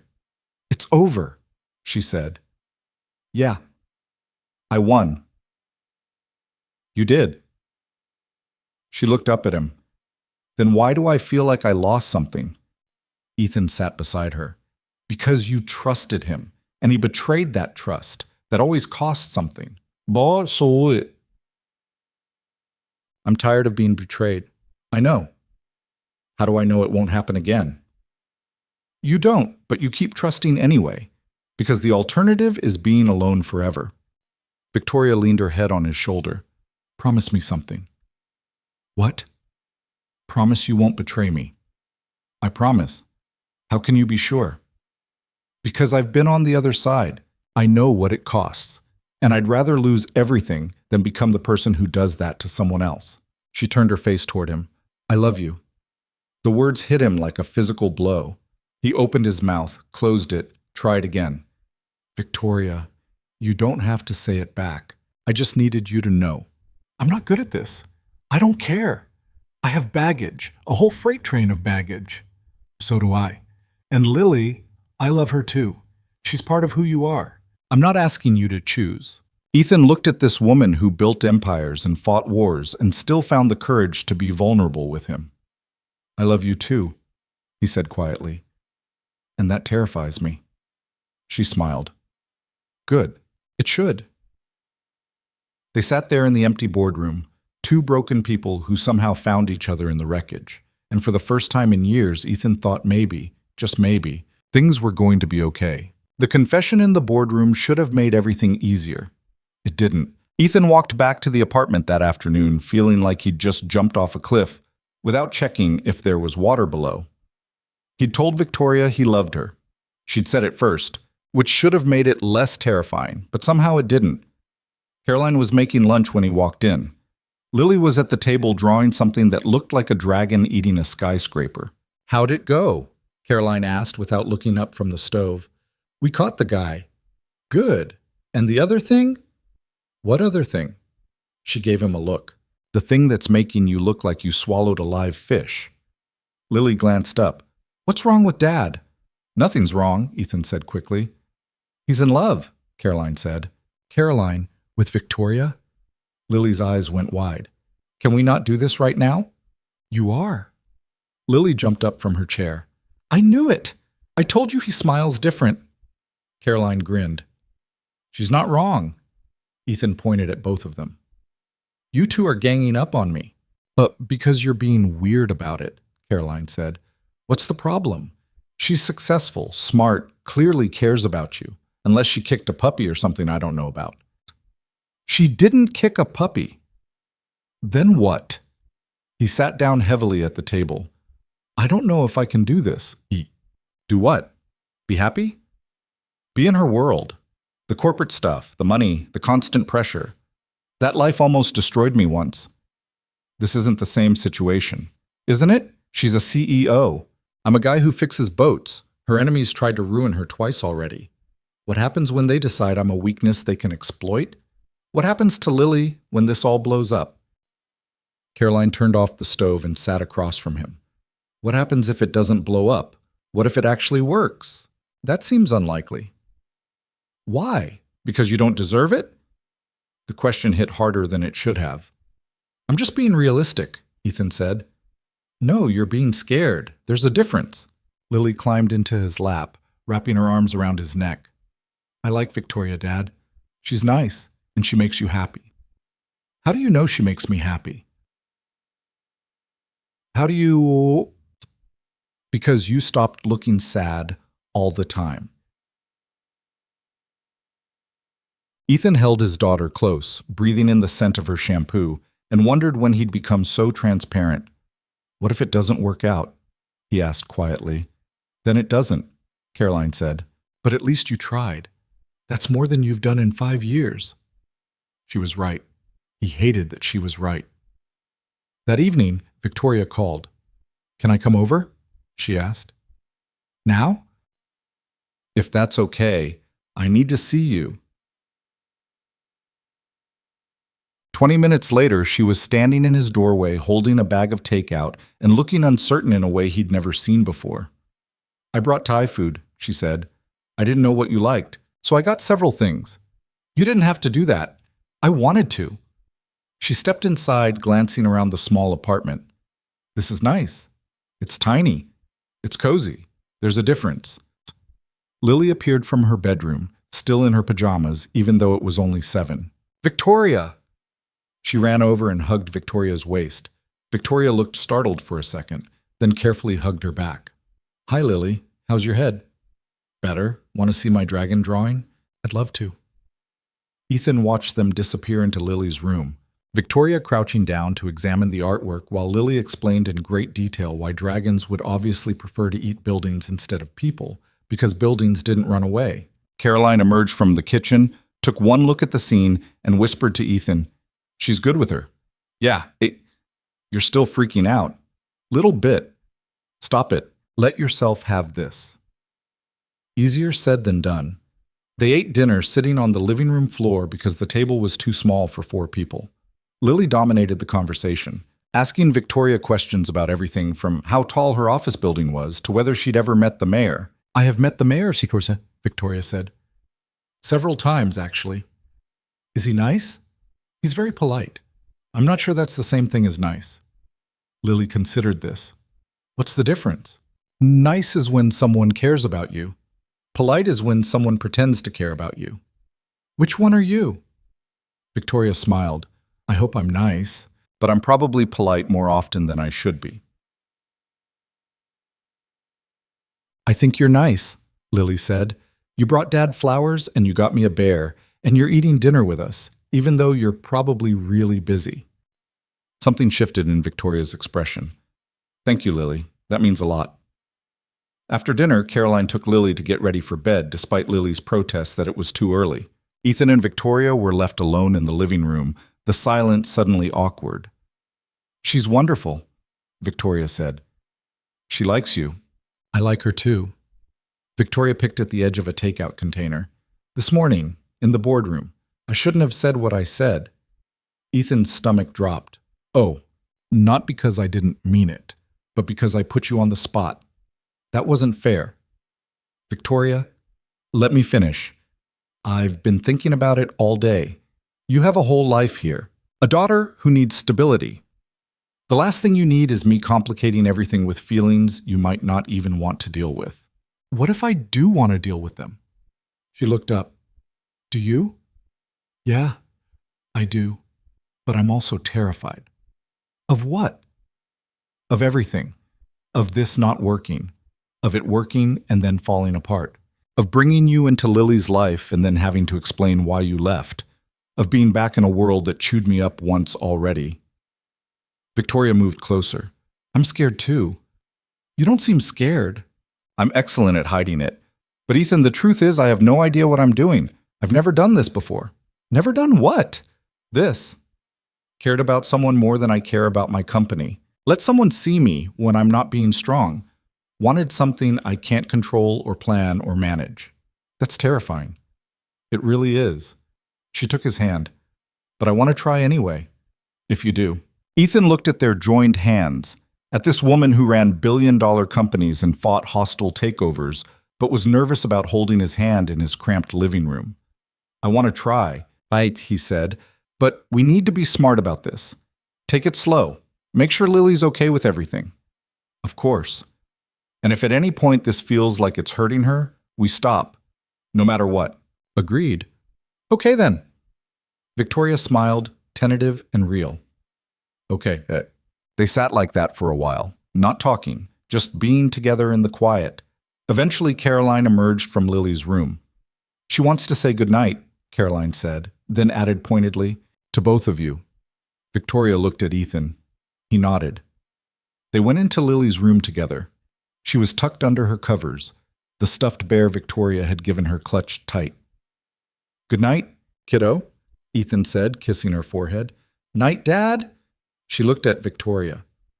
Will you come back? If your dad says it's okay? It's okay, Lily said firmly. Right, Dad? Ethan smiled. Right. Then I'll come back, Victoria promised. Lily beamed and closed her eyes, already half asleep. Outside her room, Victoria turned to Ethan. I should go. You don't have to. I do. You need time with her. And I need to process the fact that I just promised a 7-year-old I'd stick around. Having second thoughts? No, just realizing how serious this is. Yeah, it is. She kissed him, soft and brief, then left before he could say anything else. Caroline waited until the door closed before speaking. She's good for you. Maybe. Definitely. I haven't seen you this alive in years. I'm also stressed out of my mind. That's called caring about something. Get used to it. The next few weeks fell into a strange new rhythm. Ethan finished the last of the audit paperwork while Victoria rebuilt her executive team, carefully vetting every new hire to make sure no more Nathan Sterling slipped through. They had dinner together 3 times a week, sometimes at Victoria's penthouse apartment, which was absurdly luxurious and made Ethan feel like he'd walked onto a movie set, sometimes at his place, where Victoria sat on the floor and helped Lily with homework and seemed more relaxed than she ever did in her office. Lily adored her. That was the easiest part, which surprised Ethan. He'd expected his daughter to be wary, protective, maybe even resentful of someone taking up his attention. Instead, she attached herself to Victoria like they'd known each other for years. Can Victoria come to my school play? Lily asked one morning over breakfast. I don't know, kiddo. She's pretty busy. You should ask her. Maybe. Dad, ask her. He asked her. Victoria cleared her entire afternoon. The play was a disaster in the best way. Half the kids forgot their lines. Someone's costume fell apart mid-scene, and the backdrop collapsed during the finale. Lily played a talking tree and delivered every line with intense seriousness that made the audience laugh in the good way. Afterward, Victoria gave her a bouquet of flowers that was bigger than Lily's entire torso. "These are for me?" Lily gasped. "You were brilliant," Victoria said. "I was just a tree. The best tree I've ever seen." Lily hugged her, and Ethan watched Victoria's face soften into something unguarded and vulnerable. She caught him looking and smiled, and he thought maybe Caroline was right. Maybe he could let himself have this. Then his ex-wife called. Ethan was at Victoria's office when the call came in. Unknown number. He almost didn't answer. "Hello." "Ethan, it's Jennifer." His blood went cold. He hadn't heard her voice in 3 years. "What do you want?" "I heard you're in New York, working for some big company. How did you—" "I have friends who keep track of things. I also heard you're dating the CEO." Ethan stepped out of Victoria's office into the hallway. "What do you want, Jennifer?" "I want to see Lily." "No. She's my daughter too." "You left. You gave up custody. You don't get to just show up 3 years later and demand visitation." "I made a mistake. I was young and overwhelmed, and I handled it badly. But I've changed. I'm in a better place now." "Good for you. The answer's still no." "Ethan, please. I'm not trying to disrupt your life. I just want to see her, talk to her. She deserves to know her mother. She deserves a mother who didn't abandon her." Jennifer was quiet for a moment. When she spoke again, her voice was harder. "I'm filing a petition for partial custody. My lawyer says I have a good case." "Your lawyer's lying to you." "We'll see. I'll be in New York next week. I hope you'll reconsider before this gets ugly." She hung up. Ethan stood in the hallway, his hand shaking around the phone, rage and fear warring in his chest. Victoria found him 10 minutes later. "What's wrong?" "My ex-wife. She wants custody of Lily." "Can she do that?" "I don't know. Maybe. She's Lily's biological mother. Even though she hasn't seen her in 3 years, a judge might give her visitation rights." "What are you going to do?" "Fight it. There's no way I'm letting her back into Lily's life just because she suddenly decided she wants to play mother." Victoria took his hand. "Whatever you need. Lawyers, money, anything. I'll help." "This isn't your problem." "Yes, it is. Because Lily matters to me, and you matter to me, so it's my problem." He wanted to argue, to tell her she didn't have to get involved in his mess. But the truth was, he needed help, and she was offering. And maybe that's what love was, showing up when things got hard. "Thank you," he said quietly. "Always." That night, Ethan sat Lily down and tried to explain in terms a 7-year-old could understand. "Your mom called me today," he said. Lily looked up from her coloring book. "My mom?" "Yeah, she wants to see you." "Why?" "Because you're her daughter and she misses you." Lily frowned. "But she left." "I know." "Does she want to take me away?" "No, she just wants to visit." "Do I have to?" To Ethan's heart broke a little. "Not if you don't want to. But she might ask a judge to make me let her visit." "Can she do that?" "Maybe. I don't know yet." Lily set down her crayon. "I don't remember her." "I know, kiddo. Is she nice?" Ethan chose his words carefully. "She can be. But she made choices that hurt us. And I'm not sure she understands that yet." "Will you be there if I have to see her?" "Absolutely. I won't let you do this alone." Lily nodded, then went back to her coloring like the conversation hadn't just turned his world upside down. The petition arrived 5 days later. Jennifer was requesting supervised visitation every other weekend, with the possibility of expansion to unsupervised visits pending evaluation. Ethan hired a lawyer.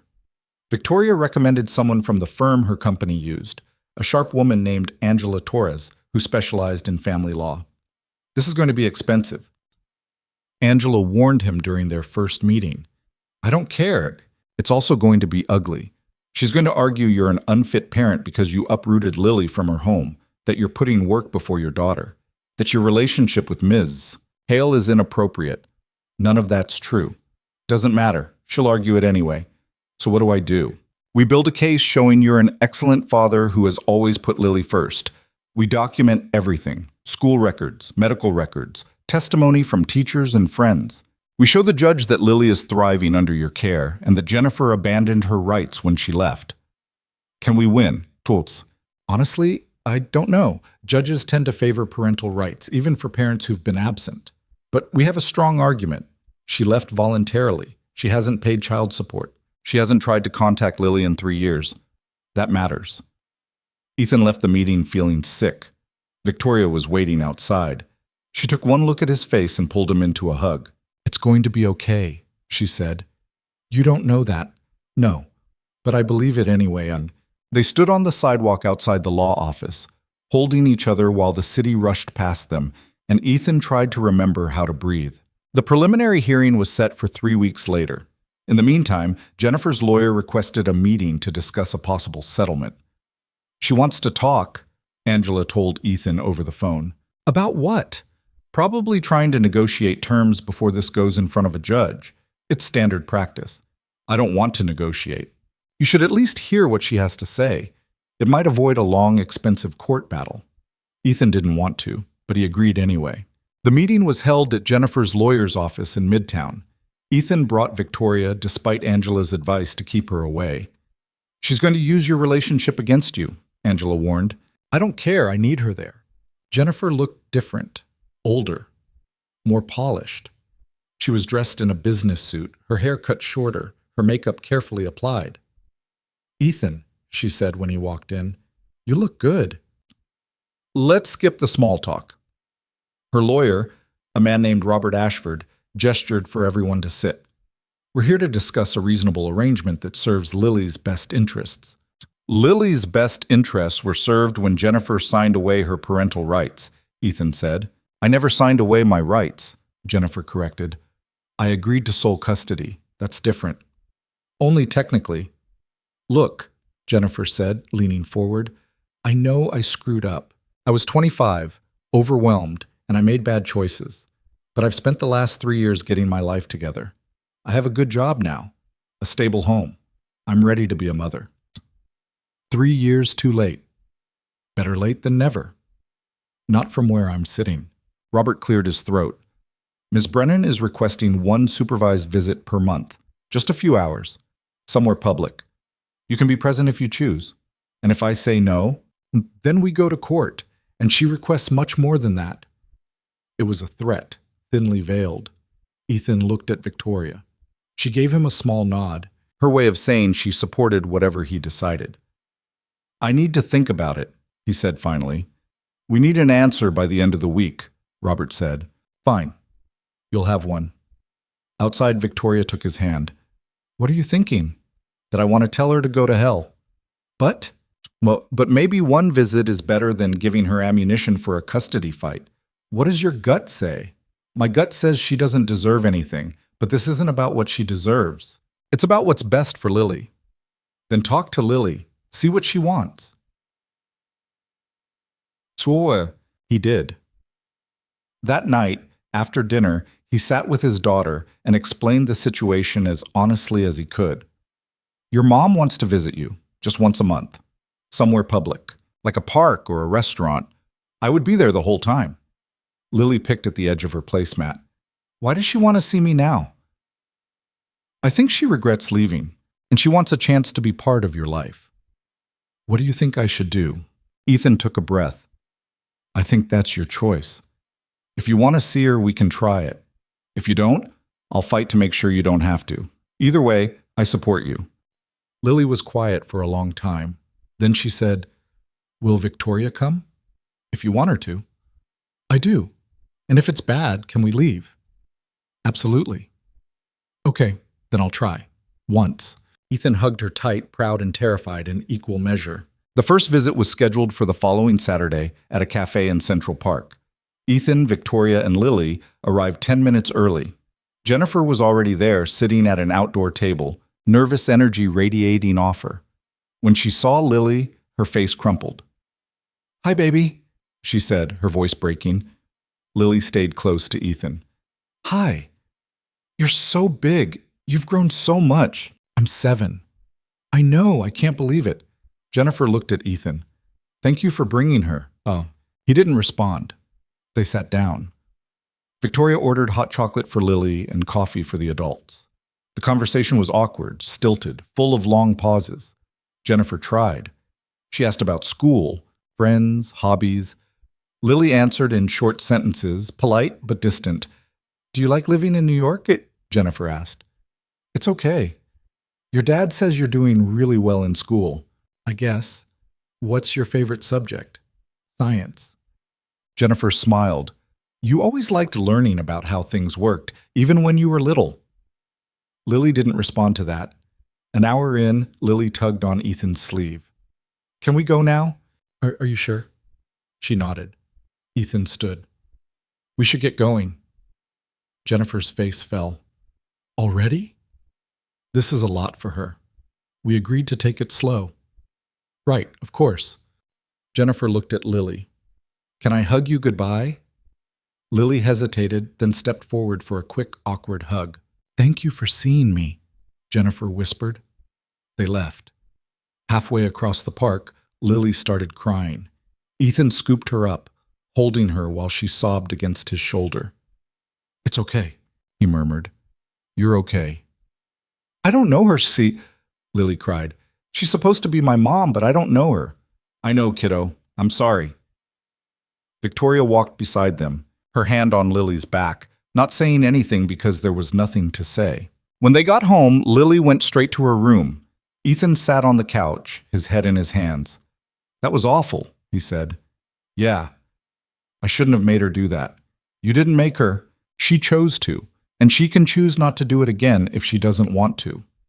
Jennifer's going to push for more visits. Then you fight it. You show the judge what just happened, that Lily doesn't know her, that forcing a relationship isn't in Lily's best interest. What if the judge doesn't agree? Then we deal with it. But Ethan, you're a good father. Any judge will see that. He wanted to believe her, but he'd seen how the system worked, how people with money and lawyers could twist anything to sound reasonable. His phone buzzed. A text from Jennifer. Thank you for today. I know it was hard. Can we do it again in 2 weeks? Ethan stared at the message, anger rising in his throat. Victoria read over his shoulder. What are you going to say? That she needs to back off and let Lily process this before demanding more. Good. Say that. He typed out a response, deleted it, tried again. Lily needs time. I'll let you know when she's ready for another visit. Don't push this. Jennifer's response came immediately. I'm her mother. I have rights.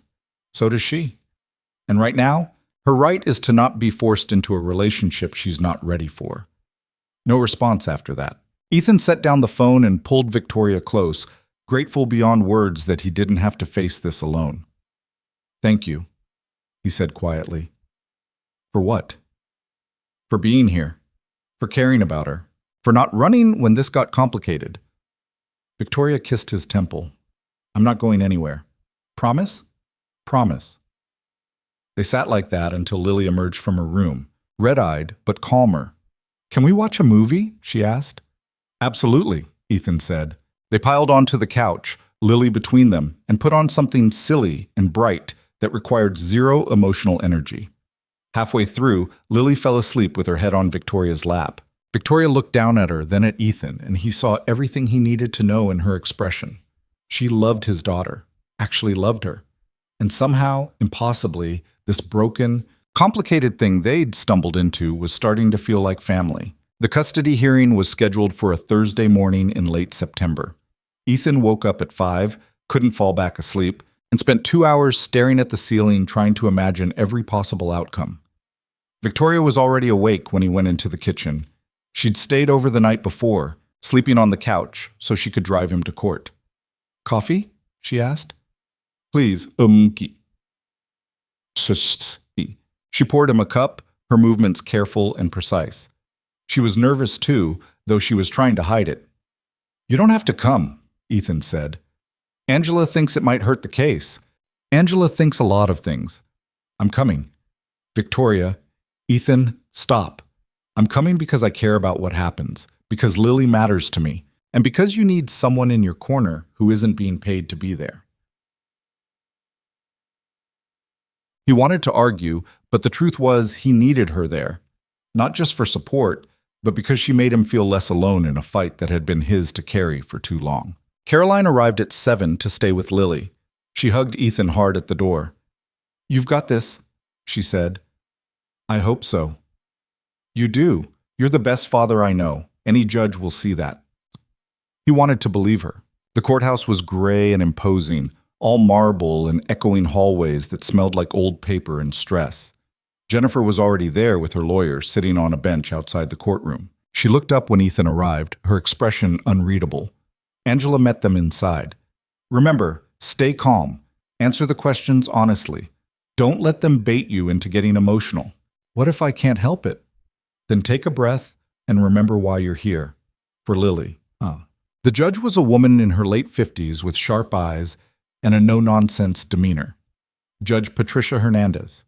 She'd been on the bench for 20 years, Angela had told him, and she didn't suffer fools. Jennifer's lawyer went first, painting a picture of a woman who'd made mistakes but had spent years rehabilitating herself. She had a stable job as a marketing manager, a nice apartment in Brooklyn, steady income. She'd been in therapy for 2 years addressing her past issues. She wanted to be part of her daughter's life, and denying her that opportunity would be cruel. "My client deeply regrets her decision to leave," Robert Ashford said. "But people change. They grow. She's asking for a second chance to be the mother Lily deserves." Then it was Angela's turn. "Your Honor, Ms. Brennan left her daughter when Lily was 4 years old. She hasn't made a single attempt to contact her in 3 years. No phone calls. No letters. No child support payments. She voluntarily ceded custody and walked away." "People are allowed to change their minds," the judge said. "Of course. But that change shouldn't come at the expense of a child's stability. Lily doesn't know her mother. Their first meeting 2 weeks ago was traumatic for her. She cried for an hour afterward. Forcing a relationship isn't in Lily's best interest. It's in Ms. Brennan's." The judge looked at Jennifer. "Why now, Ms. Brennan? Why after 3 years?" Jennifer stood. "Because I was ashamed, Your Honor. I made the worst mistake of my life, and I didn't know how to fix it. I thought maybe Lily was better off without me. But I've spent every day since then regretting that choice. I'm not asking for full custody, just the chance to know my daughter." "Mr. Cole," the judge said, turning to Ethan, "tell me about Lily. How is she doing?" Ethan stood, his hands shaking slightly. "She's doing great, Your Honor. She's smart, happy, well-adjusted. She has friends, she loves school, she's thriving. I've worked hard to give her a stable life." "I see you recently moved to New York City." "Yes, ma'am, for work." "That's quite a change for a 7-year-old." "It was, but Lily adapted well. She likes her new school, she's made friends, and we've maintained her relationships with family back home through regular visits." "And your relationship with Ms. Hale?" The judge glanced at Victoria. "How does that factor into Lily's stability?" Ethan's throat tightened. "Victoria has been nothing but supportive. She cares about Lily. She's been a positive presence in her life." "How long have you been seeing Ms. Hale?" "About 4 months." "That's not very long." "No, ma'am." But the quality of a relationship isn't measured in time. The judge made a note. "I'd like to speak with Lily." Ethan's heart stopped. "Your Honor, I understand your concern, Mr. Cole, but Lily is old enough to have an opinion about what she wants. I'd like to hear it." Angela leaned over. "This is actually good. If Lily tells the judge she doesn't want to see Jennifer, it carries weight. But what if Lily felt pressured? What if she said the wrong thing? The judge called a recess. Angela made a phone call. 30 minutes later, Caroline arrived with Lily. Lily looked tiny walking into the courthouse, holding Caroline's hand, her eyes wide as she took in the imposing space. Ethan knelt down in front of her. "Hey, kiddo. Are you okay, Dad?" "I'm fine. Listen, the judge wants to talk to you just for a few minutes." "About my mom?" "Yeah, she's going to ask you some questions about what you want. There's no wrong answer, okay? Just tell the truth." "Will you be there?" "No. It'll just be you and the judge, but I'll be right outside." Lily looked scared. Victoria crouched down beside them. You're braver than you think, Victoria said quietly. Just be honest. That's all anyone can ask. Lily nodded, took a deep breath, and followed the bailiff into the judge's chambers. Ethan paced the hallway outside for 15 minutes that felt like 15 hours. Victoria sat on a bench watching him, not saying anything because there was nothing to say. Finally, the door opened. Lily came out looking tired but okay. She ran to Ethan and he scooped her up. "How was it?" he asked. "She was nice. She asked me a lot of questions." "What kind of questions?" "About school and you and Victoria, and if I was happy, and about my mom." "What did you tell her?" "The truth, that I don't really know her, and that I'm not ready to see her a lot." Ethan held her tight. "You did great, kiddo. Big eat." The judge called them back into the courtroom. Everyone took their seats. Judge Hernandez looked down at her notes, then at the room. "I've made my decision," she said. "After reviewing the evidence and speaking with Lily, I'm denying Ms. Brennan's petition for regular visitation at this time." Jennifer's face crumpled. However, the judge continued, "I'm ordering supervised visitation once every 3 months, with the option for Ms. Brennan to petition for increased access after 1 year if the visits go well. Mr. Cole will have final say over the scheduling and location of these visits." Ethan exhaled. "It wasn't perfect, but it was manageable." "I want to be clear," the judge said, looking directly at Jennifer. "Your decision to leave was yours alone. You don't get to undo 3 years of absence by simply showing up and demanding access. But children benefit from knowing both parents when possible, so you're getting a chance. A limited one. Don't waste it." "Thank you, Your Honor," Jennifer said quietly. The judge dismissed them. Outside the courtroom, Jennifer approached Ethan. "Can we talk? Just for a minute?" "Bob." He looked at Victoria, who nodded and took Lily to get something from the vending machine. "What?" Ethan said. Jennifer's eyes were red. "I know you hate me." "I don't hate you. I just don't trust you." "That's fair." She wiped at her eyes. "I'm not asking you to forgive me. I know what I did was unforgivable, but I want you to know I'm serious about this, about being in Lily's life. I'm going to show up for those visits. I'm going to prove I've changed." "Words are easy, Jennifer. Let's see if your actions match." "They will, I promise." He didn't respond to that. Promises from her didn't mean much anymore. She looked past him at Victoria and Lily standing by the vending machine. "She's good with her, your girlfriend." "Yeah, she is." "I'm glad Lily has that. Someone stable who cares about her." Jennifer met his eyes. "I'm sorry I couldn't be that person for you. Or for her." It was probably the most honest thing she'd said in years. "Goodbye, Jennifer," Ethan said. She nodded and walked away. In the car, Lily was quiet. Victoria drove while Ethan sat in the back with his daughter holding her hand. "Are you okay?" he asked. "I think so." "Do I have to see her again?" "Not for 3 months. And when you do, it'll just be for a little while. I'll be there." "Okay." She leaned her head against his shoulder. "Dad?" "Yeah." "I love you." His throat tightened. "I love you too, kiddo, more than anything." That night, after Lily was asleep and Caroline had gone home, Ethan and Victoria sat on the tiny balcony of his apartment looking out at the city lights. "You won," Victoria said. "Barely. A win is a win." He took her hand. "Thank you for being there today. It meant everything." "I told you I wasn't going anywhere." "I know, but saying it and proving it are different things." She turned to face him. "Ethan, I need to tell you something." His stomach dropped. "That sounds ominous." "It's not. I hope." She took a breath. "The board offered me a position on a new venture, international expansion. It's a huge opportunity, the kind of thing I've been working toward my entire career. That's amazing. It would mean relocating, probably to Singapore for at least 2 years. His heart sank. "Oh." I told them no. He blinked. "What?" I said no, because moving halfway around the world doesn't fit with the life I want anymore. Victoria, you can't turn that down for me. I'm not turning it down for you. I'm turning it down for me. Because what I want has changed. I used to think success meant building the biggest company, making the most money, having the most power. And maybe that was true once, but now, she squeezed his hand. Now I think success looks like coming home to people who care about me, having dinner with a 7-year-old who asks impossible questions, watching terrible school plays and feeling proud. Being part of something that matters more than quarterly earnings. Ethan stared at her. Are you sure? I've never been more sure of anything. What are you going to do instead? I'm restructuring, promoting someone else to CEO and taking a board position. I'll still be involved, still have influence, but I won't be drowning in 18-hour days anymore. I'll have time for other things. Like what? She smiled.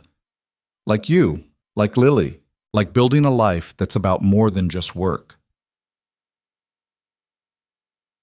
He pulled her close, kissing her hard, trying to communicate everything he felt through touch, because words weren't enough.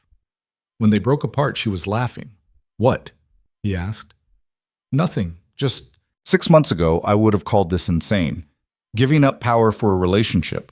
But now it feels like the sanest thing I've ever done. You're not giving up anything. You're choosing something better. I hope so. I know so, right? They sat there in the cool September air, holding each other, and Ethan thought about second chances and broken people who somehow found their way to whole and the strange, unexpected paths that led to happiness. 3 months later, Victoria officially stepped down as CEO. The press made a big deal out of it, speculating about everything from health issues to secret scandals. She ignored all of it. The new CEO was a woman named Sarah Chen, brilliant and driven and everything the company needed. Victoria stayed on as board chair, which meant she still had influence but actual reasonable work hours. She spent her newfound free time doing things she'd never had time for before. She took up painting, which she was terrible at but enjoyed anyway. She learned to cook, which resulted in several minor kitchen fires but eventually produced edible meals. She volunteered at Lily's school, helping with reading groups and field trips. And she spent time with Ethan and Lily, building something that looked less like a relationship and more like a family. Jennifer showed up for her court-ordered visits. The first few were awkward and strained, but gradually they got easier. Lily started asking questions about what Jennifer was like when she was young, what her favorite things were, small bridges built across a 3-year gap. Ethan didn't trust her, probably never would. But he could see she was trying, and that had to count for something. On a cold December evening, Victoria invited Ethan and Lily to her penthouse for dinner. When they arrived, the table was set with candles and flowers and food that actually looked professional. Did you make this? Ethan asked. I had help, but I did some of it. Lily ran to the window to look at the view. It's snowing. They ate dinner together, the 3 of them, talking about everything and nothing. Lily told them about the science fair project she was planning. Victoria talked about the charitable foundation she was starting for single parents who needed financial help after crises. Ethan mostly listened, watching the 2 most important people in his life interact with easy affection. After dinner, Victoria pulled out a small wrapped box and handed it to Lily. What's this? Lily asked. An early Christmas present. Open it. Lily tore off the paper. Inside was a silver bracelet with 3 charms. A dolphin, a star, and a tiny book. The dolphin is because you told me they're your favorite animal, Victoria explained. The star is because you're brilliant and you shine. And the book is because you love learning. Lily threw her arms around Victoria's neck. Thank you. I love it. You're welcome, sweetheart. Ethan watched them, his chest tight with emotion. Later, after Lily had fallen asleep on Victoria's couch mid-movie, Ethan carried her to the guest room and tucked her in. When he came back, Victoria was standing by the window looking out at the snow-covered city. She's out cold, he said. Good. She had a big day. He moved to stand beside her. That was really thoughtful, the bracelet. I wanted her to know she matters to me. She knows. Trust me. Victoria turned to face him. I need to ask you something. Okay, what are we doing? What do you mean? I mean long term. You and me. Are we building towards something, or are we just seeing where this goes? Ethan took a breath. What do you want? I want forever. I want to wake up next to you every morning. I want to help Lily with her homework and go to her school plays and be part of her life in a real way. I want us to be a family. Even though it's complicated and messy, especially because it's complicated and messy. That's what makes it real. He pulled her close. I want that too. I've wanted it for a while now. I was just scared to say it out loud. Why? Because the last time I believed in forever, it fell apart, and I didn't think I could survive that again. You survived it once. You'd survive it again. But Ethan, I'm not her. I'm not going to leave when things get hard. How can you be sure? Because I've already seen you at your worst. When you were terrified about losing Lily, when you were drowning in legal fees, when you couldn't see a way through. And I didn't leave. I'm not going to start now. He kissed her, slow and deep, trying to pour every ounce of trust and hope and love into it. When they broke apart, Victoria was smiling. So is that a yes? She asked. To what? To building something permanent, to being a family. Yeah, that's a yes. Oh. She laughed and kissed him again, and outside the snow kept falling, covering the city in white. 6 months later, Victoria sold her penthouse and moved into a house in Brooklyn with a yard and a porch and enough room for all of them. Lily got her own room, bigger than the one in the apartment, with space for all her books and science equipment and the growing collection of stuffed animals Victoria kept buying her. Ethan took a position as Victoria's chief financial advisor for the foundation, using his forensic accounting skills to make sure every dollar went where it was supposed to. It wasn't the high-stakes corporate world he'd left behind, but it was meaningful work that helped people who needed it. They settled into a rhythm. School runs and grocery shopping and arguing about whose turn it was to do dishes. Normal, boring, domestic life that felt like everything Ethan had lost and never thought he'd find again. Jennifer continued her visits, slowly building a relationship with Lily that would never be what it could have been, but was something. After a year, the judge granted her unsupervised visits once a month. Lily seemed okay with it, and that was enough. One evening in late spring, Ethan and Victoria were sitting on the porch watching Lily chase fireflies in the backyard. I've been thinking of it, Victoria said. About how crazy this all is. A year ago, I was working 80-hour weeks and eating takeout alone in my office. Now I'm sitting on a porch in Brooklyn watching fireflies. Regretting it? Not even a little bit. I'm just amazed that this is my life now. Good amazing or bad amazing? The best kind of amazing. Lily ran up to them, breathless and grinning. Did you see how many I caught? How many? Ethan asked. 7. That's a record. Very impressive. She climbed into Victoria's lap, something she did now without hesitation. Can we have ice cream? It's almost bedtime, Victoria said. Please? Just a little bit? Victoria looked at Ethan, who shrugged. I'm not getting into the middle of this negotiation. Fine, Victoria said. A little bit. Lily cheered and ran inside. You're a pushover, Ethan said. I know. I'm working on it. He took her hand, lacing their fingers together. I love you. I love you too. They sat there in the gathering dark, listening to Lily rummage through the freezer for ice cream, and Ethan thought about how strange life was, how you could lose everything and still find a way back, how the people who saved you weren't always the ones you expected, how family wasn't just blood, it was choice and commitment and showing up even when things got hard. A year later, at a small ceremony in their backyard with just close friends and family, Ethan and Victoria got married. Lily served as the flower girl and the ring bearer, insisting she could do both jobs at once. Caroline cried through the entire ceremony. Even Jennifer, who'd been invited at Lily's request, teared up during the vows. When the officiant pronounced them married, Lily cheered louder than anyone. At the reception, Victoria pulled Lily aside and gave her another small box. What's this? Lily asked. Open it. Inside was a necklace with a single charm, a heart split in 2 pieces that fit together perfectly. I have the other half, Victoria said, showing her own matching necklace. It's a promise that we're family now, you and me and your dad. Forever. Lily hugged her tight. I'm glad you married my dad. Me too, sweetheart, me too. Later that night, after the guests had left and Lily had finally crashed from sugar and excitement, Ethan and Victoria stood in their living room surrounded by the beautiful mess of a wedding. We did it, Victoria said. Yeah, we did. I have everything I never knew I wanted. Ethan pulled her close. Same here. She rested her head on his shoulder.